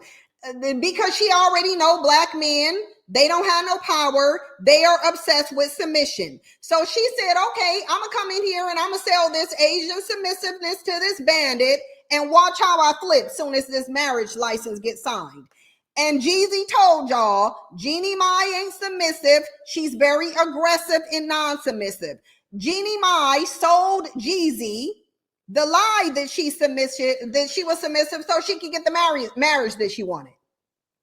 She wanted the marriage. Jeannie Mai said, I don't want to be a baby mama. I'll leave it to black women to be a baby mama. And that's where she was stupid at. because she didn't realize marriage ain't gonna stop you from being a baby mama, especially when you having a baby by a black man. Yeah, she played him. Victoria's one, she played him because she played him, but then he kind of played her too. But at the end of the day, Jeezy still had to give Jeannie Mai a payout. He still had to give her a payout, and he still got to pay child support too. Tiffany said everybody knew Jeannie Mai was aggressive. Hold on, because I lost your comment. Everybody knew Jeannie was aggressive except for the doodoo bird. Yeah. Yeah, because black men get drunk off of, oh, she gonna submit to me. She gonna submit. Ain't nobody about to submit to you. You're dumb for thinking that somebody is gonna submit to you. The only people, like, other women will pretend to submit to you. Black women, the only one who's sitting around thinking about submitting to nothing ass bandits. Like, they don't even have anything to submit to. I'm trying to figure out what the hype is around these bandits. Please, somebody do tell. What is the hype about them? Oh yeah, there's no hype.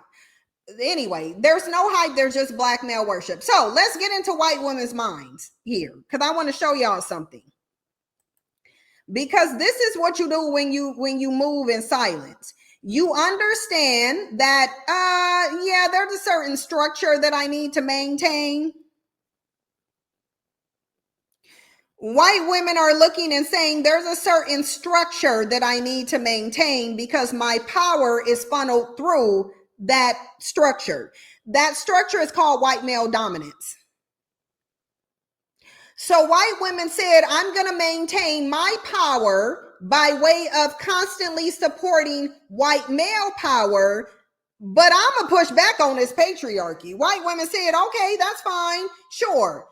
Come in and think you gonna start Project 2025 that we go push back on. Because to white women, voting for Trump isn't really anything because they go fight what he do anyway.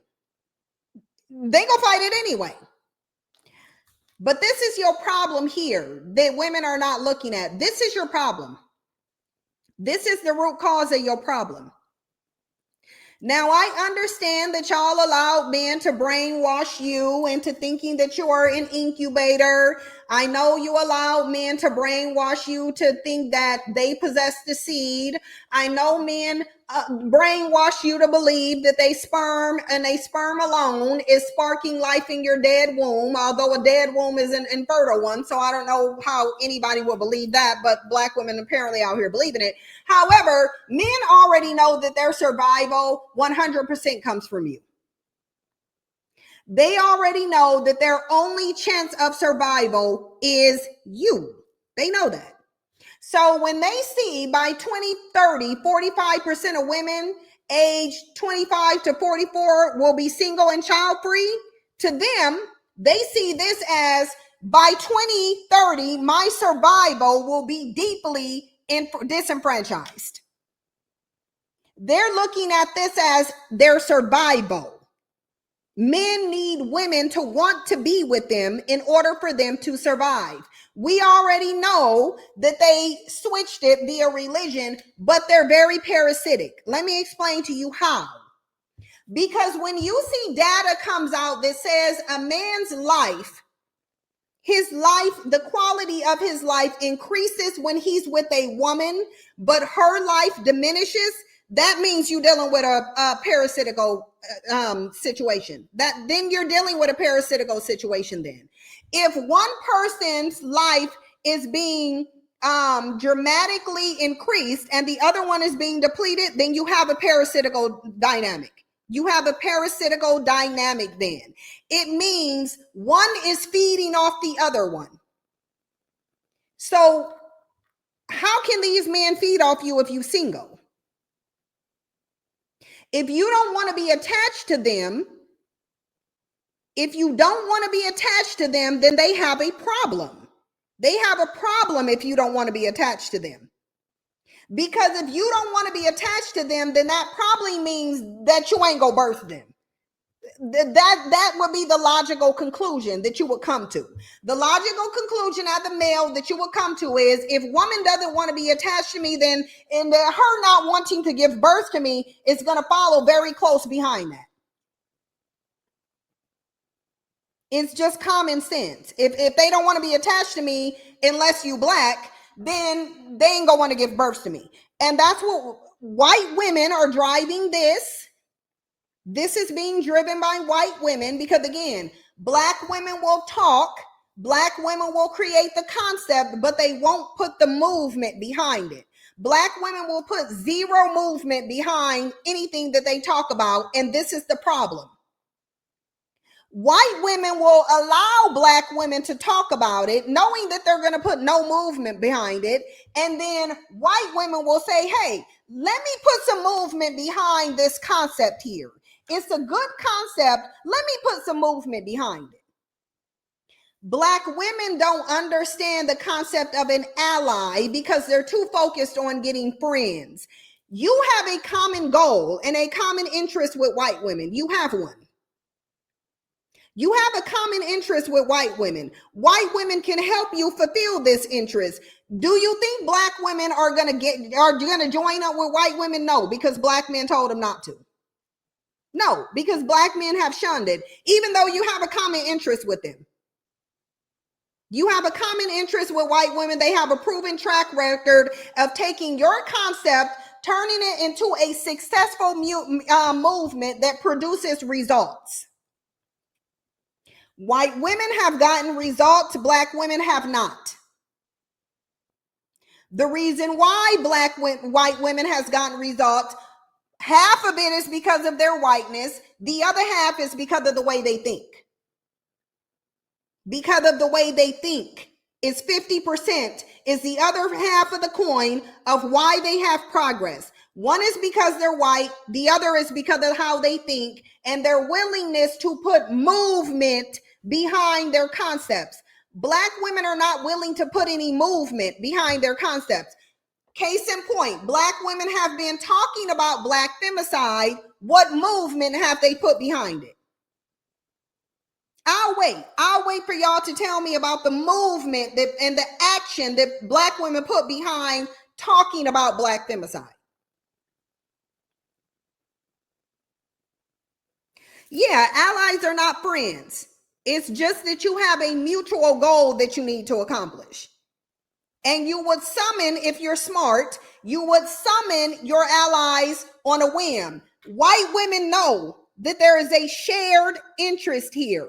Why do you think there's white women making these videos? Because they know you have a common interest here. Are they your friends? No, and they don't need to be. They don't need to be your friend. You don't need to be somebody's friend to utilize their beneficial traits. You just have to be smart.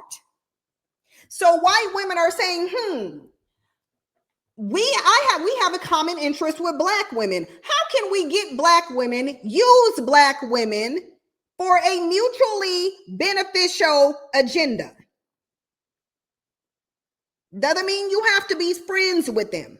It doesn't mean you have to be their friends. It means both of you have a common goal. There is power in numbers.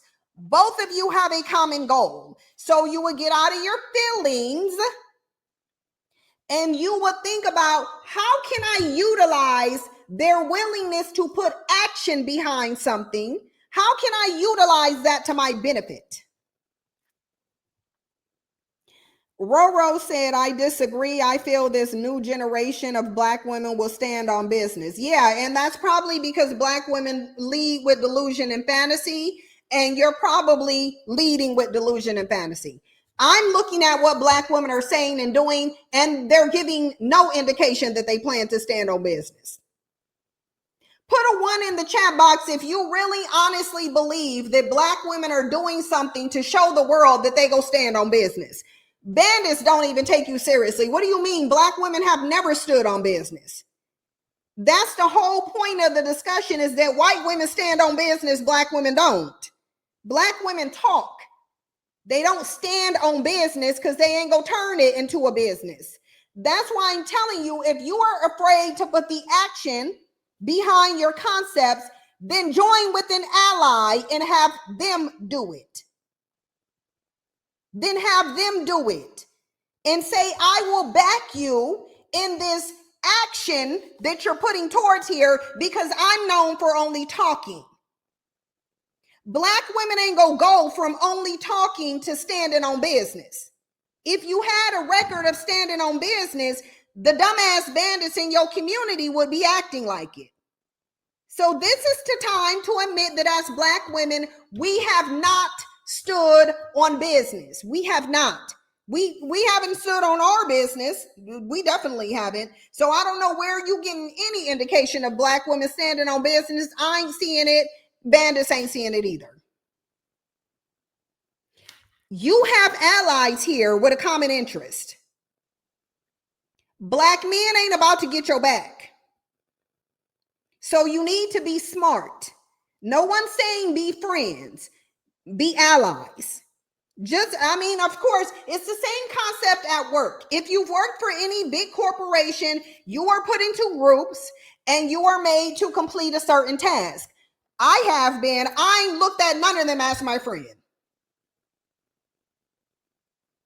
I ain't looked at none of them as my friends. What I've looked at them as is these are people that I have to accomplish this goal with. It wasn't an emotional thing. It's we need to accomplish a goal. And then we all disperse and we go home. Black women are not known for putting in action. White women are. So let their strengths complement your weakness. That's what you should be doing. That's how you move strategically. You tune out bandits and you link up with the real savages of the world. I'm telling y'all. Listen, I'm telling y'all, don't sleep on them. I'm telling you, the worst you can do is sleep on them. The worst thing you can do is sleep on white women. I'm telling you, I grew up around them. Don't sleep on them. If you sleep on them, it will be. White men ain't sleeping on them. They know who the real savages are. I'm telling y'all. I'm telling y'all. These are the ones that are real cunning. When they say be cunning like a fox, that's these ladies here. That's these ladies. You want somebody cunning like a fox, that is them. I'm telling you. If they gotta cry, if they gotta scream grape, if they gotta do whatever, they go get their goal accomplished. They will get their goal accomplished. Ain't nobody saying be friends. It's saying that you have an ally here. They see you as an ally. Or else they wouldn't be soliciting your help. The only reason bandits are telling you to back off is because they don't want you to get nothing done. Ain't nobody saying be friends with them. I'm saying you better use what you can use, how you can use it. And anybody who comes in here and tells you it's a bad idea is an idiot. Use who you can use. And that's the difference between you and them. These people will use whoever they got to. They don't care if you black. They don't care if you white. They don't care if you speak Spanish. They got to get something done. If they have to get something done, you don't think she gonna use whoever she need to? They go use whoever they need to. Because you definitely got a common goal here. But look at this. It says by 2030, 45% of women aged 25 to 44 in the U.S. could be single and child-free. That's why the patriarchy is panicking. It is. But instead of addressing the root cause of this phenomena, which would be the logical thing to do, such as cost of living, inadequate Medicare, male violence, unpaid labor, global warming, or simply personal choices, the patriarchy that is not illogical, that is wholly illogical, has chosen to exert control over women. This is not logical. You will always get further with mutual cooperation than exerting control. You will get further. You will benefit more from mutual voluntary cooperation. Exerting control is not an effective method when it comes to giving birth. Now, control is good in some situations. Forcing women to give birth is not one of them. This is wholly illogical. Even the thought that you can force someone to give birth is illogical, because your infant mortality rate and your maternal mortality rate is going to skyrocket. It's going to skyrocket. The only thing by control, what you're going to get by control, is a very high maternal mortality rate and a high infant mortality rate. Black women on the plantation was babies. Do y'all think they had a low or a high infant mortality rate? You better go look at how high the infant mortality rate was on the plantation.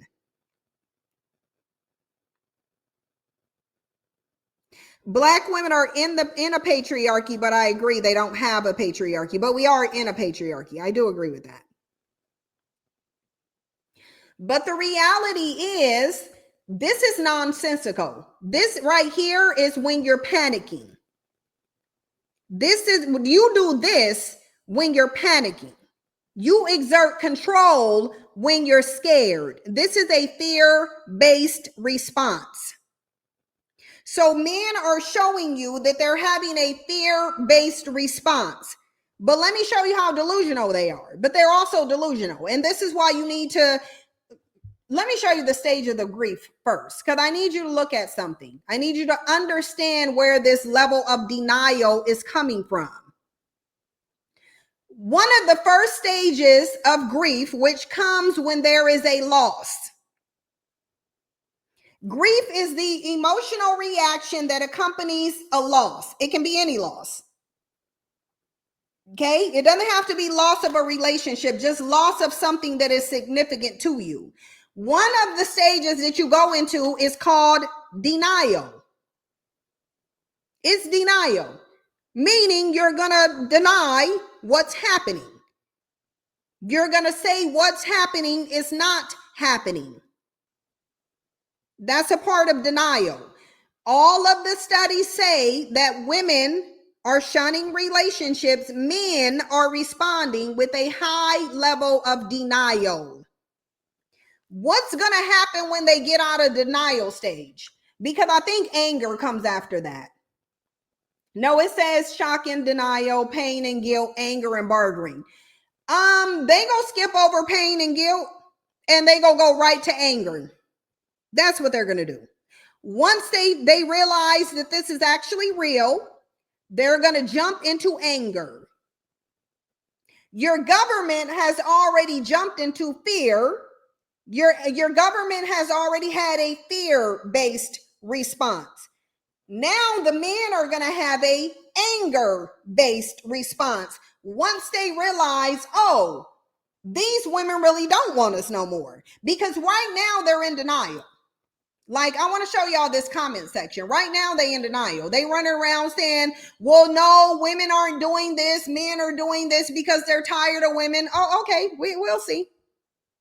But you need to understand that once they actually face reality, they're going to be violent, because that's all they know how to do. That's all they know how to do. Like, men don't know how to get anything except by way of violence, lies, and manipulation. Those are the only ways they know how to get stuff. Violence, lies, manipulation. 3 top ways men acquire what they acquire is by way of violence, manipulation, and lies. The men in this comment section are delusional. They're delusional. She said, but look at what this white woman said. 45% is still slow in progress. It should be at least 70%. I agree. It should be at least 70%. Becky said it needs to be turned up a notch. Becky is saying, why don't y'all get on board? We need to get this body count up, basically. But Becky's saying this 45 need to go up. She's saying y'all playing. This ain't enough. No, she's saying let's increase that by 30%.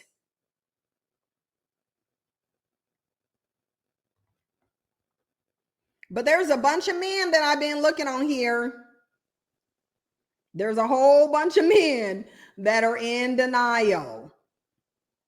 But I want y'all to listen to what these women are saying, because they're not delusional. Like, that's the difference. Becky, they do have a sector of male worshipers, but it's not the majority. It's not the majority. They do have a sector of male worshipers. It's these conservative trad wife promoting things. Those are their male worshipers. That's not mostly women of no color. Unlike our community that is majority male worshipers, their community is not majority male worshipers. And we know that based on how they move.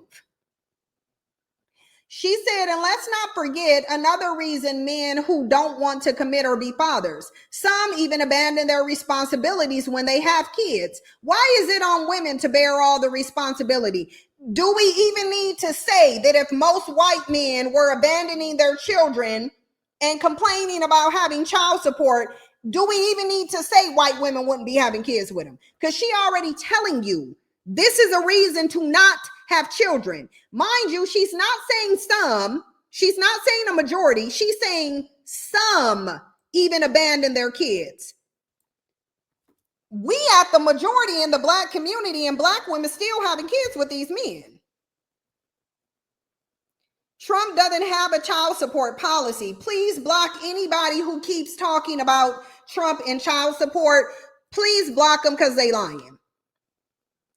Now, Becky is telling you if some men abandon their responsibilities when they have kids, she's saying some men, when some men do this, this warrants you not dealing with them.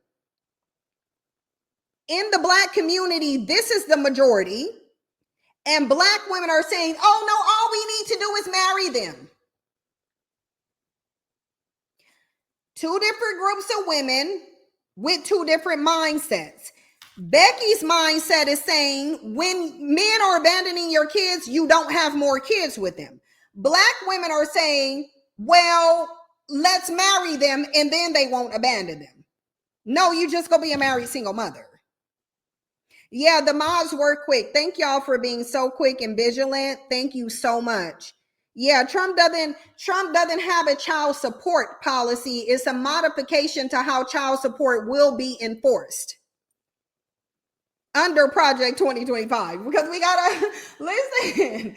We can't include the fact of how child support is going to be enforced under Project 2025, or when we get into Handmaid's Tale. They just telling you how the Handmaid's Tale is about to deal with child support. Basically, that's what they telling you, and it's about the enforcement of it. None of it said anything about a tax credit.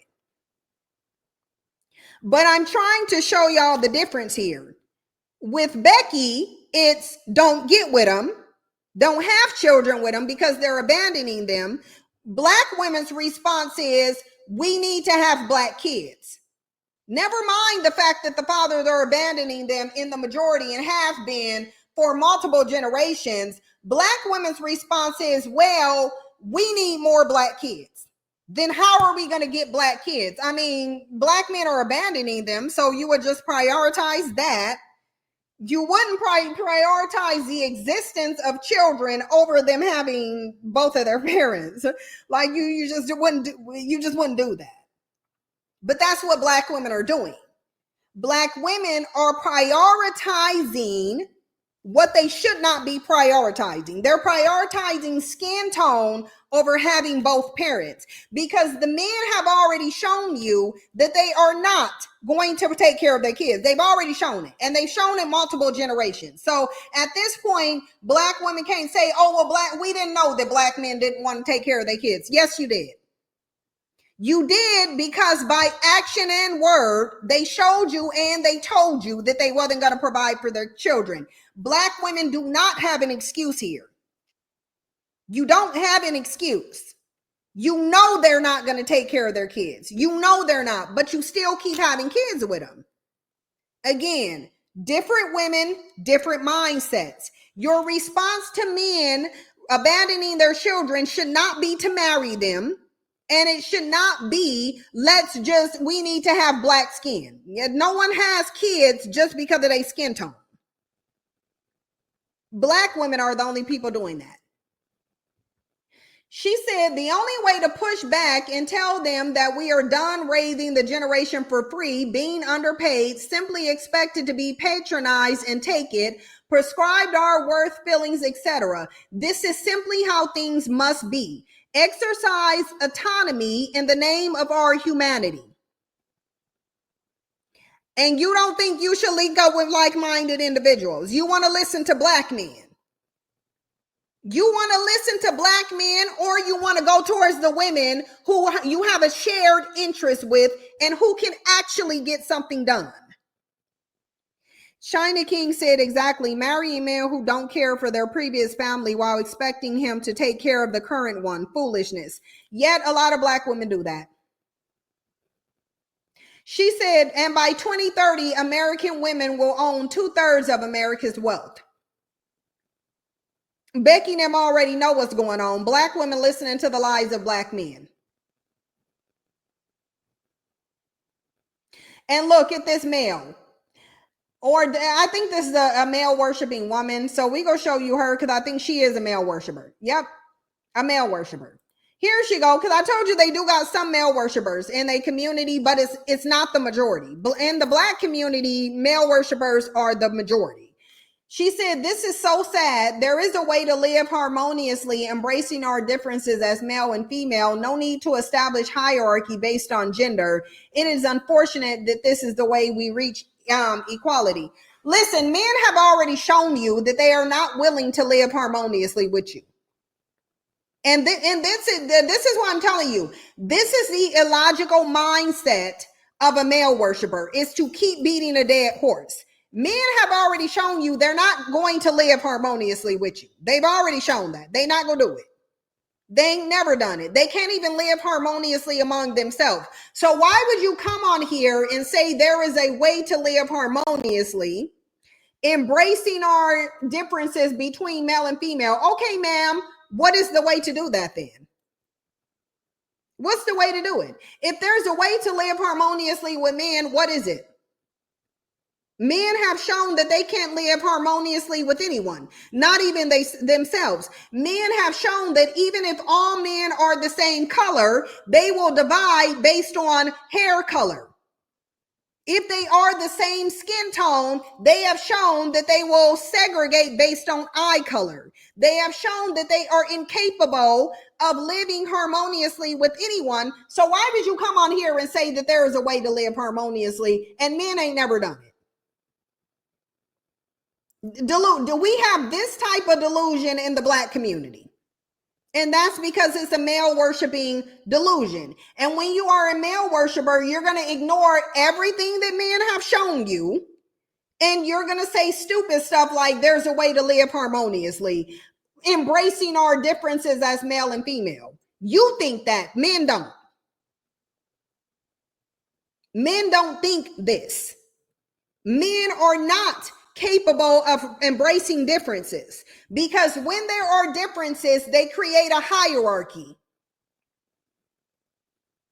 You're just being delusional at this point. When have men ever demonstrated, like making this statement is as silly as saying black women are standing on business? When have black women ever stood on business when it comes to men? Black women ain't never stood on business when it comes to men. So you wouldn't just say, oh, well, I think this generation of black women is going to stand on business. It's never happened, but sure, it's going to happen now.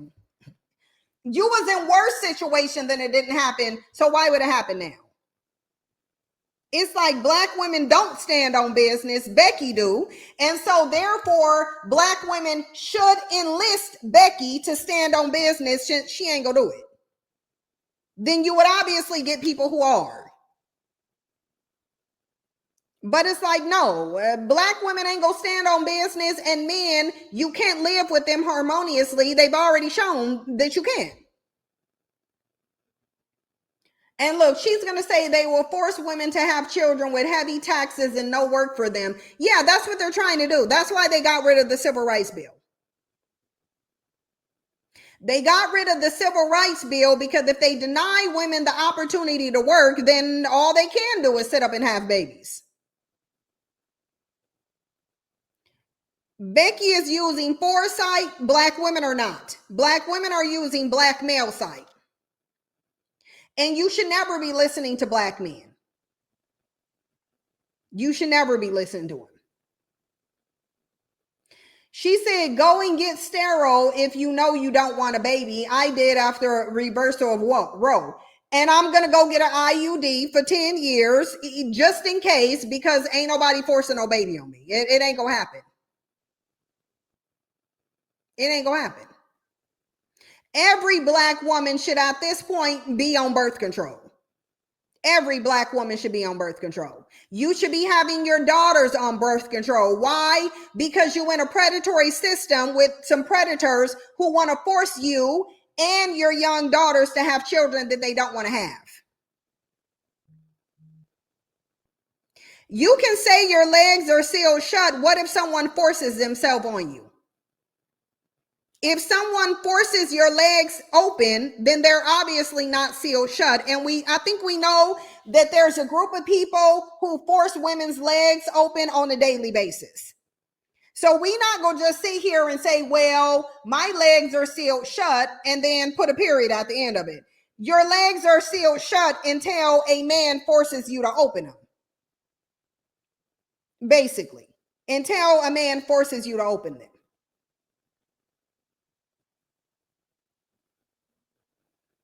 It's just there.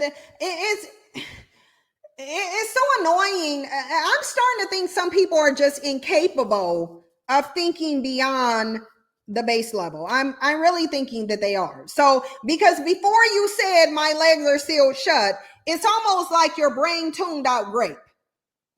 That's very prevalent and very common. It's almost like your brain ignored the fact that there's a group of men plotting online on how to effectively grape you and get away with it. So what do you mean your legs are sealed shut? The best thing you can go do is get on some birth control. Men are not removing women's birth control. They can't. It's like, what are you talking about? You just had legislation passed that said even if you are great, you still got to have the baby, and you don't think that's going to promote men to do it more? Like, you would just be thinking. You would just be thinking. But if you on birth control, they can't snatch the hormone out of your system. Ain't no man running around ripping IUDs out of women's bodies. Like, they not doing that. She gonna say man might remove birth control. Tell me the first time it's ever happened. This is what I mean when people start bringing up stupidity into discussions. Show me one case of a man removing a woman's birth control. Fine. Let me look up the grape stats and see how many men remove birth control before they grape a woman. Like, y'all just be... I'm going to choose to move on from this because I don't want to drag nobody. I really don't. Brooklyn delusion. You said delusion. I'm saying Brooklyn. That's why I'm saying I'm trying to keep it together. I really am. I'm trying to... Most birth control can't be removed. I don't know what y'all talking about. I don't. You have to surgically remove an IUD. A man doesn't even know how to locate the IUD. What are you talking about? They go remove. What birth control are they removing?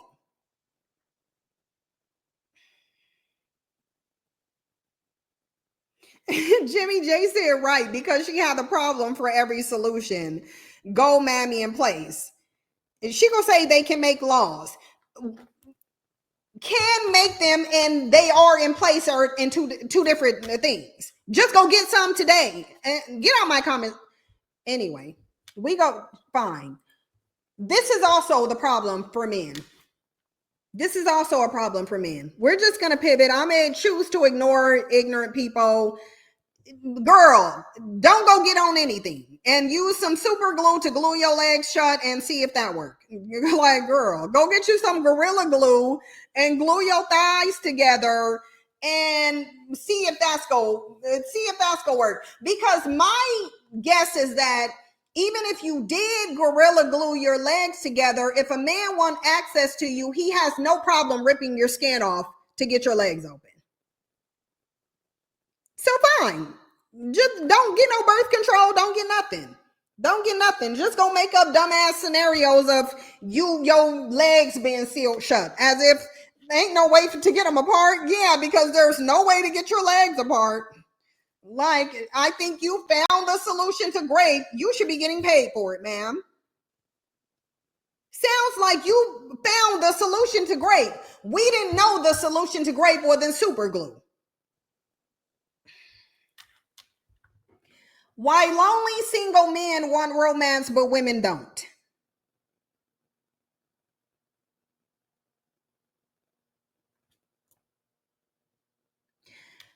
A recent study challenges the assumption that everyone is looking for love. This was posted on November 30th, 2024. 2 months ago, just so y'all know. 2 months ago. Single people who are lonely want to go on dates and start romantic relationships, right? For lonely single men, that's true. But for lonely single women, not so much. This right here is what's bodying men's mind. And they don't know how to deal with women showing that we wouldn't choose you normally. See, men have said here, and being the messengers and the authority of your nature, all the while creating a system to force you to do something that they're trying to tell you that's in your nature to do. If it's in your nature to submit, they wouldn't have to fight you so much for submission. If it's in your nature to naturally gravitate towards them, they don't need to create a system. If they're smarter than you, they don't need to restrict you from education. If they're stronger than you, if they're more civil than you, they don't need to make a bunch of laws to curb men's criminal behavior, to curb men's antisocial behavior. So you could have just looked into the system that you was in to see that they lying. Like, okay, if women are really weaker and less intelligent, why do I need to have all these systemic barriers to reinforce my faulty notion? If women are naturally submissive and are going to choose me, why do I have to manipulate them through telling them through religion, by telling them that they were created to serve us by God? Sounds like you're trying to override her nature. Sounds like you know that it's not in her nature to choose you or submit to you, and you're trying to create an environment that is conducive to taking her out of her nature. They're trying to take you out of your nature because your nature would be to gravitate away from them. Your nature would be to retreat because they are violent, because they are a threat. So nothing in your nature would push you towards men. They have to create a system based on lies and manipulation. They literally have to tell you that God created you for them in order for them to gain access to you. There, I said it. How much access do you think men would have towards women if they hadn't wrote that Eve was created from the rib of Adam to serve Adam? Do you think women will be getting with him? Do you think women will want to marry him? Do you think women will be so male identified and desperate from a man if they hadn't said through religion that God created you to be a servant of a man and you were created from his? Probably not. It would be very difficult to convince you of this unless they tied it to your creation, unless they tied it to your soul, unless they tied it to your religious belief. You would not do it. Do you think you would only want to be with one man if men didn't tell you that it was in your nature to be monogamous? Do you think that you would be attaching emotions to sex if men didn't tell you that it's in your nature to be emotional when you have sex? Meanwhile, the fact that they calling you thoughts and talking about your body count means that your nature is to have multiple men. It would mean that your nature is one of non-monogamy and theirs is one for monogamy. One, they created monogamy. Two, they literally, their heads explode if they get cheated on. If men feel like the woman that they were was with any other man, their heads explode. That's why they're obsessed with your body count, because they are built for monogamy. You are not. Your psychology is more suitable for monogamy than theirs. Your nature is to not be monogamous, and this study is going to point that out. This study is going to point out what your nature is. Look, the assumption that just about everyone is looking for a romantic love is so pervasive and until recently so rarely challenged that it strikes some people as the truism about human nature. That's just what it's like to be an adult. It's normal and natural to want to be in a romantic relationship, only it isn't. This study is to tell you this is not in your nature. This is not in your nature. That's why it's talking about, this is challenging the misconceptions about your nature and that you will naturally go pursue relationships with men. You will not. In 2019, the Pew Research Center found that among a national U.S. sample of solo singles, not married, not cohabitating, and not in committed relationships, half were not interested in a romantic relationship or even a date. When they conducted a similar survey in 2022, the percentage had increased a bit. 56% were just not interested. Who do you think is less interested? Who do you think is less interested naturally in relationships, in these romantic relationships? Who do you think is naturally less interested in them?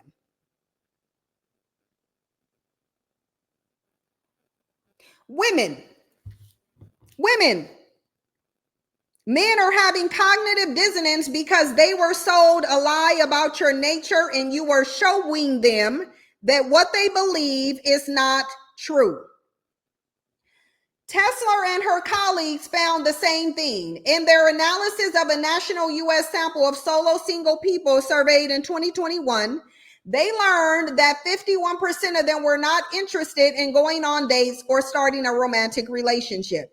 That number, 51%, came from averaging across all of the solo single people in the study. It mattered, though, whether they were men or women and whether they had always been single or had been previously married. Among the previously married, a remarkable 73% of women were not interested in romance. So either it's in your nature to not desire these relationships, or men are turning you off from them. The overwhelming majority of previously married women were not interested in romance. They're not interested in it. Your prize done turned you off of relationships. Among the previously married men, that number was 50%.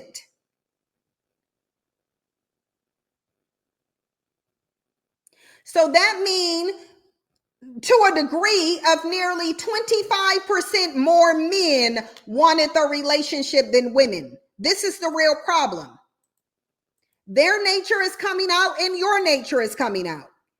And your nature, that you don't need them, is being revealed to men, and they're having so much cognitive dissonance over it, they just prefer to deny it. Okay, let me put it in there. Yeah, these men are like, before I believe this, I'll just deny it. So they're just running around denying it. Among those who were never married, the women were again more likely to say they were uninterested in dating or relationships than men. But the difference was much smaller. It was a 3% difference, but it's still 3% more men wanted relationships than women. Women do not want these relationships. For both the never married and previous married women, the older solo singers were even less likely to be interested in romance than the younger ones. So they're saying the older the woman is, the less likely she wants to be tied to a man. So what bandits are sitting there saying, there's a different article I want to show y'all too. But this was one of the ones that I want to show y'all. They want romance, but women don't. This is the other one. 4 reasons why single women are happier than single men. So there's multiple studies. This one came out December 26, 2024. Men are trying to convince you that they are the ones driving away from relationships, and they're not. There is no statistic that proves that men are shunning relationships. They are not. Here, let me drop the link in here, because I hope y'all spread this. Please spread this link. Shut these bandits up when they try to tell you that they don't want the women's no more. Yeah, they do. You don't want them because your nature is to retreat, not gravitate towards. Your nature is to get the hell away from them. That's what your nature says.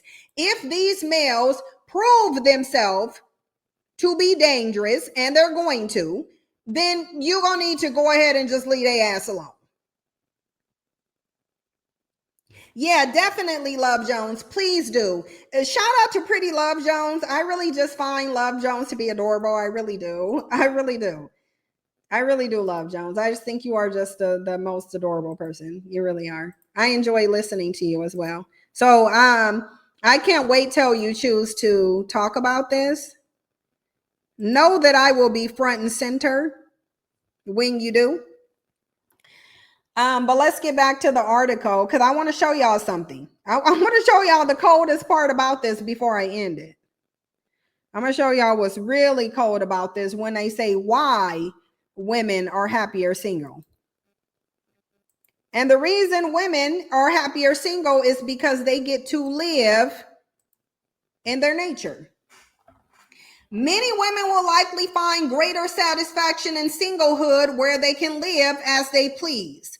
Women are far less likely to rely solely on a romantic partner to meet their social needs. Women in relationships may feel that their sexual needs go unmet more often than men do. So not only are these men not good people or partners, they dick game is trash too. They got trash dick game and they want you to marry it. Ain't no way I'm about to legally bind myself to a needy ass man who got bad dick. It ain't gonna happen. When you hear the word spinster, what kind of person do you envision? Now, holding that thought, consider the word bachelor. Who comes to mind? Likely you would envision 2 wildly different characters, a miserable old maid or a crazy cat lady, if you JD Vance. JD Vance called you a crazy cat lady, even though statistically men have more cats than women do, versus a young, happy-go-lucky man. If these personas came to mind, you will be thinking along the same line as the masses. Societal norms have connotated, sorry y'all, it's the fact that they're separated and one of my contacts is blurry because my eyes won't stop dripping. So hold on. Societal norms have connotated these 2 terms with the very kind of characteristics. Single women are unhappy, lonely souls who spend their lives pining for a man, and single men are easygoing, charismatic charmers without a care in the world. You simply need to go no further than any comment on any post relating to Black people, and you go see this. Go on a marriage post and you go see married women, statistically the most unhappy demographic, telling women that they're unhappy and lonely. Even though the real women who are unhappy and lonely are married women. Married women are happier than nobody in society. Married women are the least happy people in society. They just aren't. But they want to project their lack of happiness onto single women that they are jealous of. And the reason we say single women that they're jealous of is because we already saw the stat that most women who get married regret getting married. They don't like it. And you're not going to tell me that a person doesn't regret marriage, but they refuse to get back in it. If they refuse to get back in a marriage, that means they regret the first one. They don't need to tell you. You can take context clues. It's called an inference. If they are not willing to remarry, then it's likely that they regret the first marriage. That's how that works. That's a part of literacy. It's not just about what you read, it's about your understanding. The fact that the marriage rate, the divorce rate is high and it's initiated by women would then tell you that married women are not happy, because happily married people do not divorce. There are 0 people who were happily married but went and got a divorce. So if the divorce rate is high and it's initiated by women, that will tell you that married women are miserable. They are miserable. They just are. Married women are the most unhappy demographic on the planet. However, findings from an October 2024 study in social psychology and personality science challenges our preconceived notions regarding single men and women. In fact, lead authors Elaine Hone and Jeff McDonough have seemingly flipped the stereotypes on their head. Yeah, because women are showing their real nature. That's why they don't want you to have rights. Because men are about creating lies and illusions with a Harry Potter ass. Men like to weave webs of lies and manipulation. Why do you think they really want to get rid of everything racial? Do you think they want to have a colorblind society, or do you think they don't want to hear about their racism? Or do you think they don't want to hear about how many people they disenfranchise, including women? It's not that they want to be in a colorblind society. They don't want accountability. They don't want you talking about their history of racism. Yep, Donna Dash, they don't want to hear about it. They don't. That's why they're removing everything. They don't want to hear about it. That's what they're saying. Look, single women have higher relationship status satisfaction. Mind you, it's not saying married women. It says single women have higher relationship status satisfaction. In comparison to single men, single women are significantly happier with their relationship status, meaning men don't like to be single, which is why once they, if one chick is gone, they're immediately attached to another one. Again, parasite. A parasite has to be attached to a host nearly at all times, or it will perish. The same way men have to be attached to women, or their mental and physical health declines. Parasite.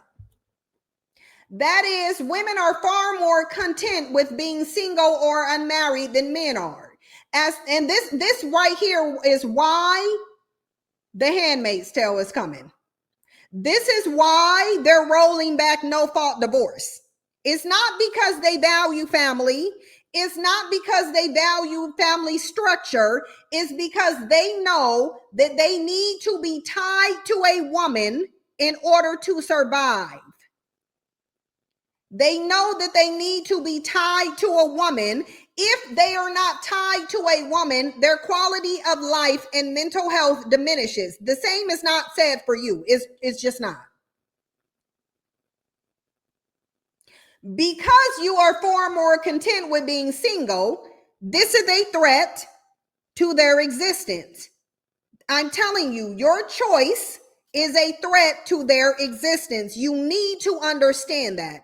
Your choice is a threat to their existence. Your choice, your ability to choose, your ability to make a decision based on what you want, based on what you want, your ability to choose what is best for you is an immediate threat to their survival.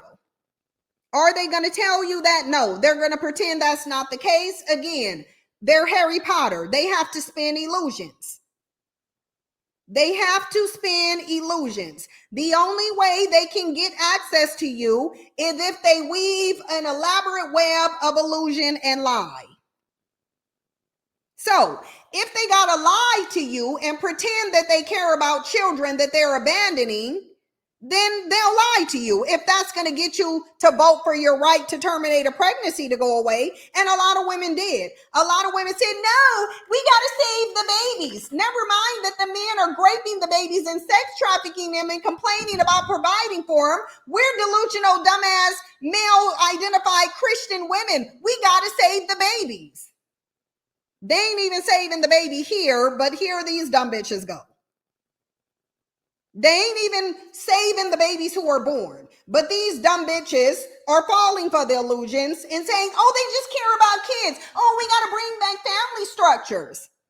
Meanwhile, you got a whole parasite that's trying to leech and live off of you, suck the life out of you. That's what they're trying to do. It says, as Holman McDonald explained in an interview with Gilmore Health News, these findings may be partly due to the steady decay of outdated social norms. Traditionally, there has been a lot of societal pressure on women to secure a mate. Black women are still here. Black women are stuck here. This is where Black women are stuck. Because Black women want to get married because of societal pressure.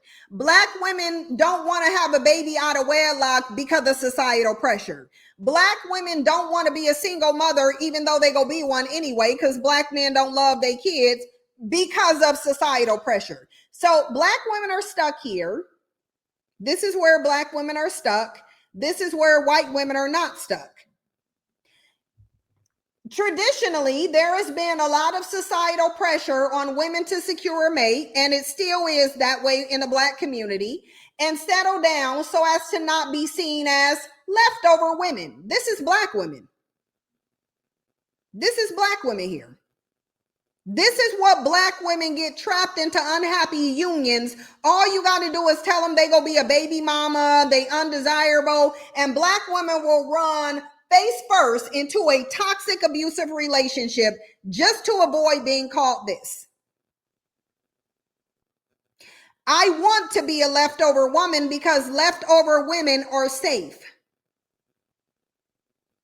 Leftover women look younger even though they are older because they don't have somebody sucking the life out of them. Look, this pressure may have been a major cause of unhappiness among single women. This is a manufactured state. Then they're telling you here, if women were not happy being single, it's because society created an environment that is not conducive to them being happy. She's telling you when women are not happy, or they're telling you, because this is a man and a woman, when they're telling you when single women are unhappy, it is because of society shaming them. It's not because they're miserable by themselves. It's because society won't let them be by themselves in peace. They won't leave a single woman alone because men need a host to attach themselves to. So, of course, you got to shun single women because the goal is to get all these women to run to danger and embrace it as if it's not dangerous. And that's called the male. And they've proven this. With time, society has grown more lax with its prescriptions, allowing single women to be free and have the time of their life. So they're telling you at some point, society decided to allow single women to be single in peace. Allow these women to be happy on their own. Basically, they said society has decided, okay, we'll just let these women live their life on their own. We ain't gonna shame them because they don't have a male sucking the life out of them, because the majority of women will rush towards that anyway. Now that it's changing tide and more women are saying, oh, I want to be single too. Now men are like, no, because if y'all are single, then we don't have a host to attach ourselves to. No, because if y'all are single, then you're not going to want to give birth to us.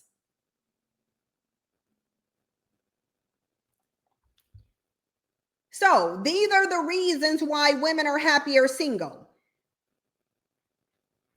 So you had single women have higher relationship satisfaction.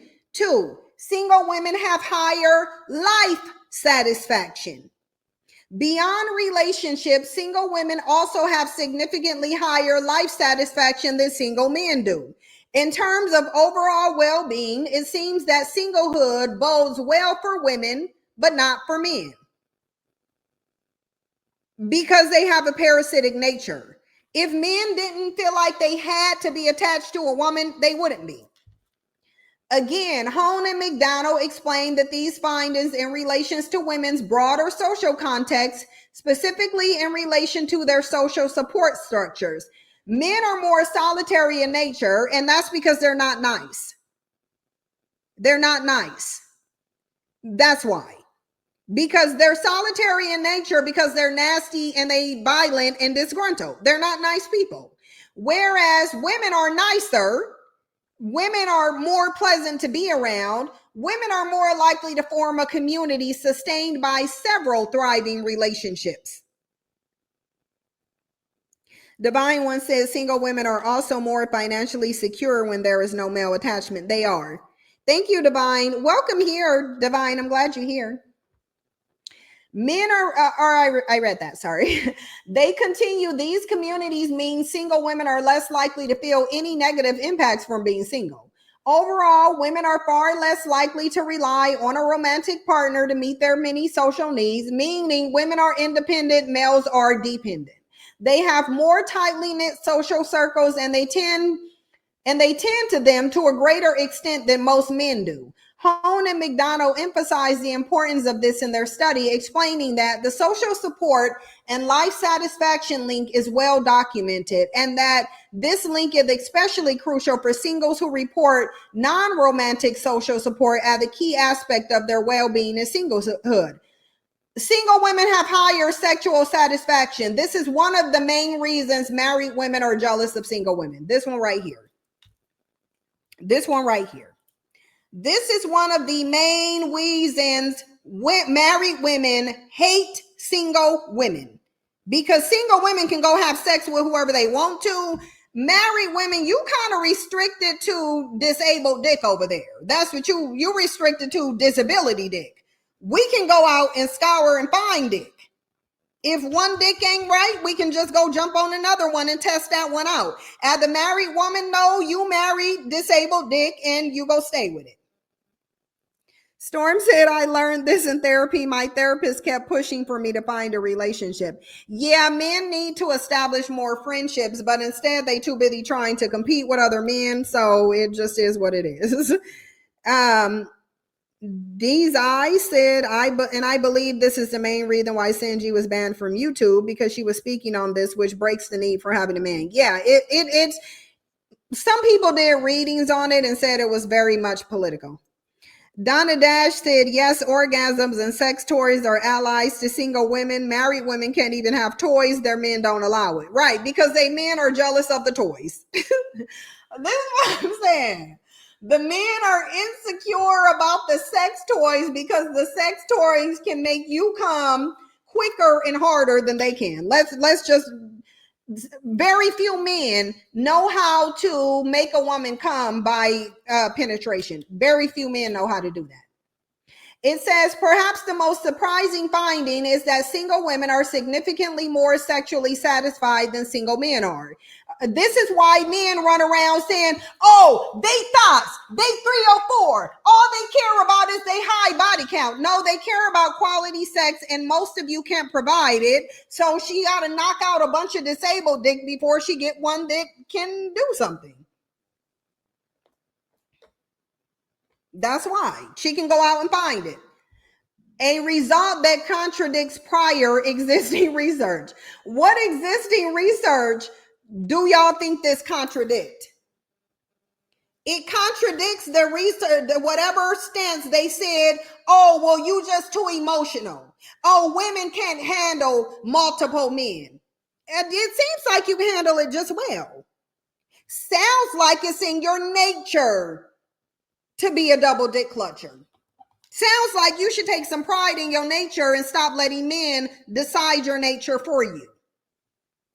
This is another finding that might be explained by societal norms. Gendered housework is not the only heteronormative expectation that leads to a higher reward and lower cost for men.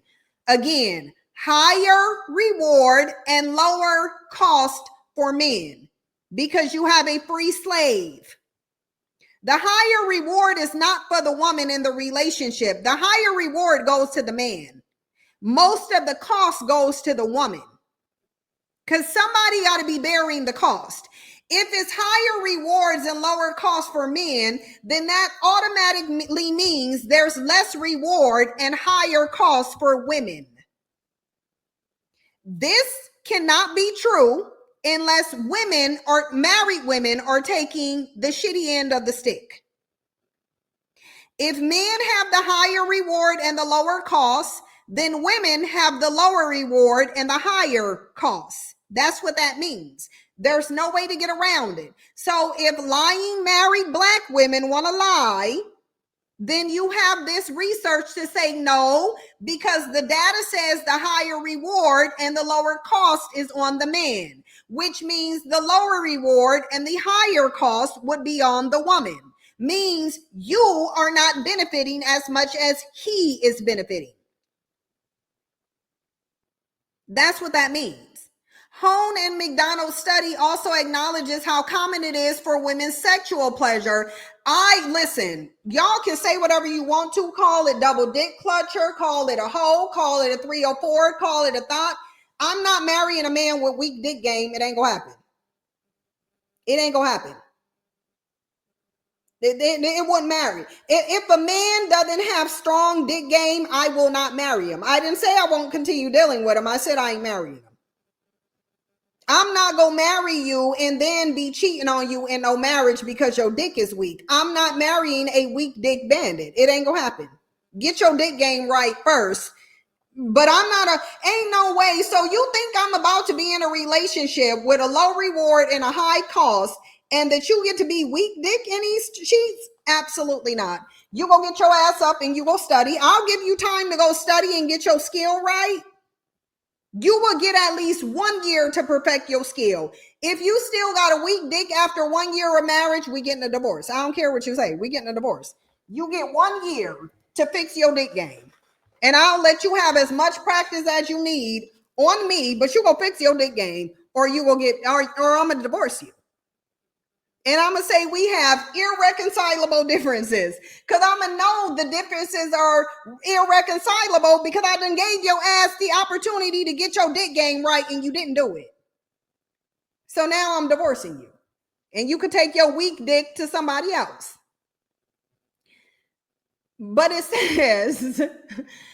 It acknowledges how common it is for women's sexual pleasure to be deprioritized in long-term heterosexual relationships. As a result, women in relationships may feel their sexual needs go unmet more often than men do. It ain't no feeling. It is what's going to happen.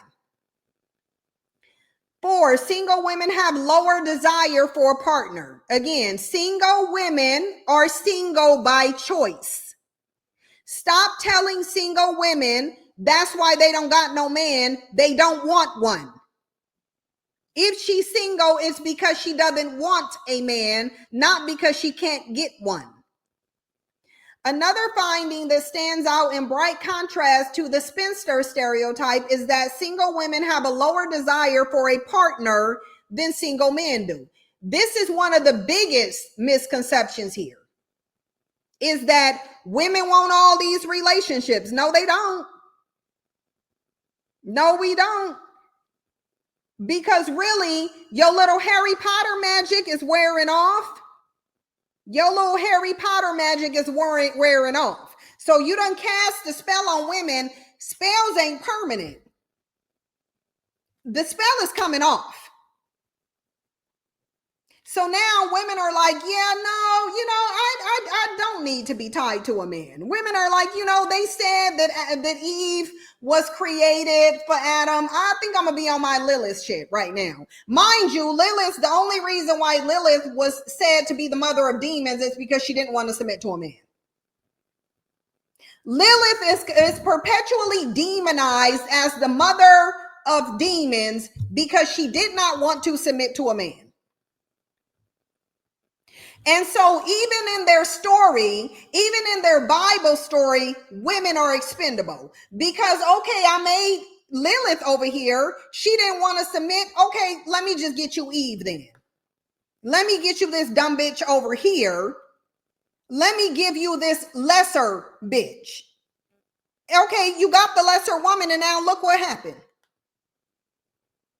Look at how even in the Bible, men complained and whined. Oh, I want a lesser woman. Lilith got too many standards. Lilith want to be equal. Lilith don't want to submit. Okay, so God gave you a pick-me-ass, male-worshiping ass bitch. And according to your story, she was a simple-minded, basic bitch, so basic that Satan was able to trick her to bring sin to you because you wanted to downgrade. You downgraded, and look what you got for downgrading. Their male God was like, sure, Adam, you a whiny ass bitch. You complaining about Lilith. She too strong for you. Let me give you a weaker woman. And guess what Adam did? He got a weaker woman and then blamed all of his transgressions on the weaker woman. That's what he did. He said, let me find a weaker woman who will submit to me and I'm going to blame everything on her. And men have been blaming everything on Eve and other women since this basic bitch was created from his rib. Since this bandit rib ass bitch was created, men cannot stop blaming women for everything that they do. Now they won't stop.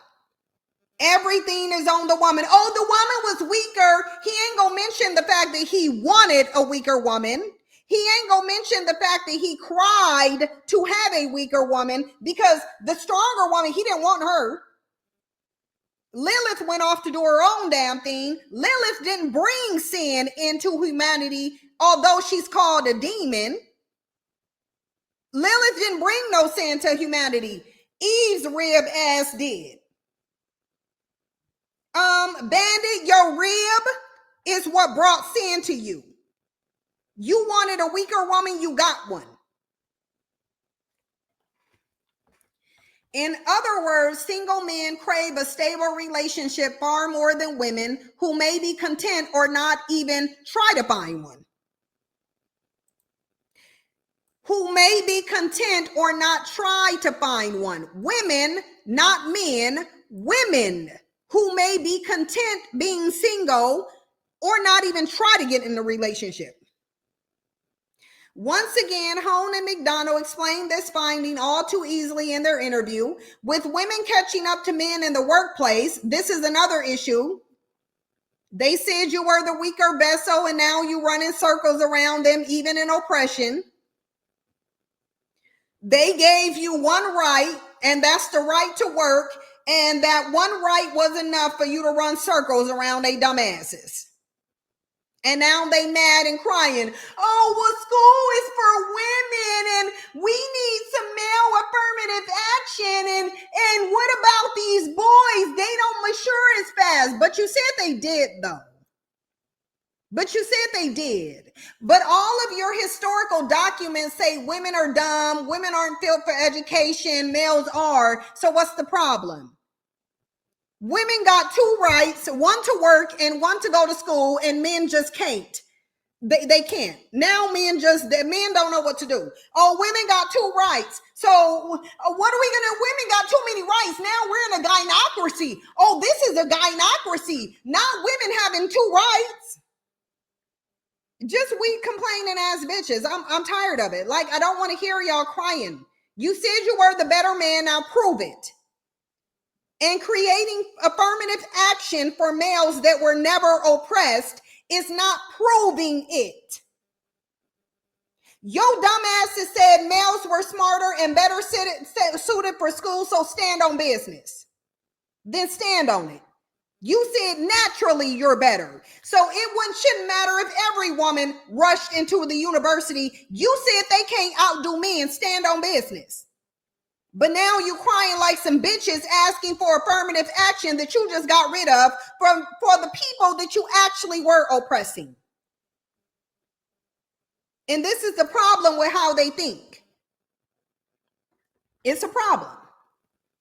With women catching up to men in the workplace, you ain't even at where they at. You just catching up. You notice does not say you caught up to. So you still behind in the workplace, but they still mad. And this is why they're solitary, because they're disgruntled and nasty and non-cooperative. Males just aren't agreeable. They're not agreeable people. It has never been more palatable to be a single woman living alone and taking care of herself. The traditional male roles of provision and protection can be taken up by the woman and the government. And conclude, this de-emphasizes the need for a man in a woman's life. Listen, if all you need to do is give a woman money to render a man useless, then he had no value to begin with. If all you have to do is give women the ability to work and provide for themselves, if that renders a man useless and unneeded, then he already came into the situation without a damn thing to offer. Then that means you are already a nothing ass bitch. Why are you complaining? You did not establish any value beyond money. That is nobody's fault for yours. Go cry. That you the only reason why. You're the reason why. Because you said all a man provides is money. So you didn't provide anything else to her. So now she doesn't need your dumb ass because you didn't establish anything. But you're logical though. But logic didn't tell you that you should probably provide something else to women, because at some point they're going to be able to provide for themselves. Your dumb logical ass didn't think about that day. So you so logical, but logic didn't tell you one day these women are going to choose, they're going to find a way to provide for themselves. And then once that provision is removed, we gonna see just how parasitic and nasty attitude having your ass is. And that's what women have been seeing. They've been seeing that you are not agreeable. You're not cooperative. You don't want an equal partnership. You're not nice. You're rude. You're nasty. You're dependent. You're abusive. You're narcissistic. And you refuse to self-correct. And you wonder why women don't want you. And you want to sit here and act like you're going to force women to take you? We'll see where that goes in the future. All in all, it seems that finding a man ranks lower on the priority list for women. Finding a man ranks lower on the priority list for single women. If it's even considered at all. They said if it's even considered at all. So basically, these single women ain't thinking about your dumb ass, because you didn't give them anything to think about, except how violent and unpleasant you are to be around. That's the only thing that men have done, is show women how unpleasant they are to be around. That's it, and that's all. Y'all, I'm starving. I really am. And I've been sitting here trying to pretend that I'm not starving, but I am really starving. If my microphone is standing on business, y'all should have heard my stomach growl. So all in all, it seems that finding a man ranks lower on the priority list for single women, if it's even considered at all. In many ways, single women experience freedoms that are much less attainable in relationships. And this is why married women are jealous.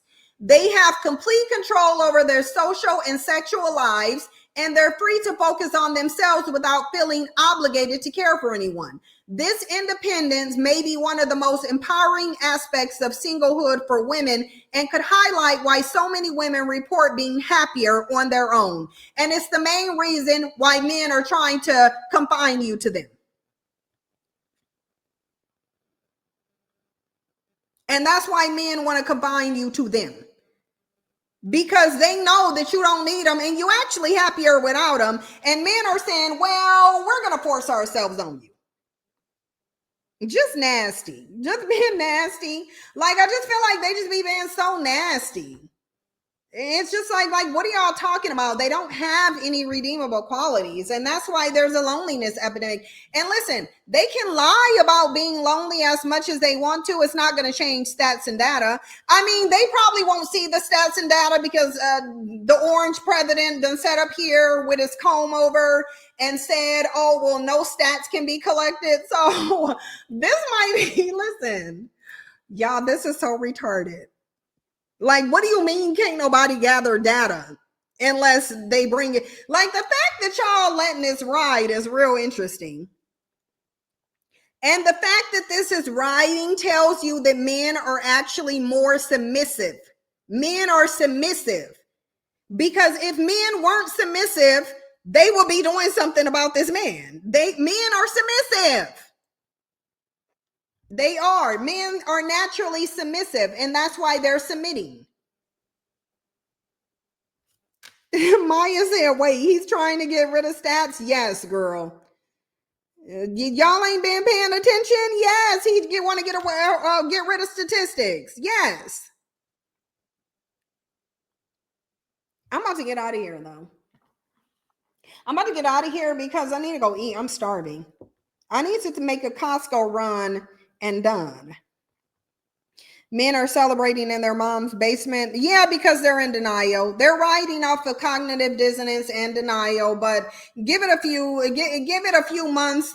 Give it 6 months to a year, and we'll see how much they change their tune when they realize the full force that, yeah, we really just ain't trying to deal with you like that. You got weak dick. You're not nice. You're abusive. You're violent. You don't know how to hold a conversation. And you probably have bad body odor because you don't think you should take a shower unless a woman tell you to. So therefore, I ain't got time. And I'm definitely not trying to deal with no bandit who was coddled by a boy mom. I'm not doing that. If you have a boy mom, I'm gonna need you to just get your ass on. I'm not doing the boy mom thing with you. Like I'm not accepting no man who had a boy mom. Anyway, you guys, thank you so much. Tomorrow, I'll see y'all on Patreon for the Patreon live. We will get back to the gossip. I just had to come out and say this because I didn't hear nobody else saying it. So I was like, let me just go ahead and come out here and get these bandits the attention that they wanted. The bandits been tagging me and asking for my attention. I hope they happy about the attention that they been getting. This is the only amount of attention you about to get from me, bandits. Because ain't nobody about to sit up here and just be giving you all this attention. But y'all been sitting up there tagging my name in videos. Y'all missed me so much. It's so obvious y'all missed me so much. Y'all really did. And it's like y'all doing all that over Lil on me, not Lil on me. Anyway, I'm going to go eat. I'll see y'all on Patreon. If you have not subscribed, please subscribe to Patreon if you want the content. For everybody who's on Patreon, I'll see y'all in the live stream tomorrow and we'll get it in. Bye.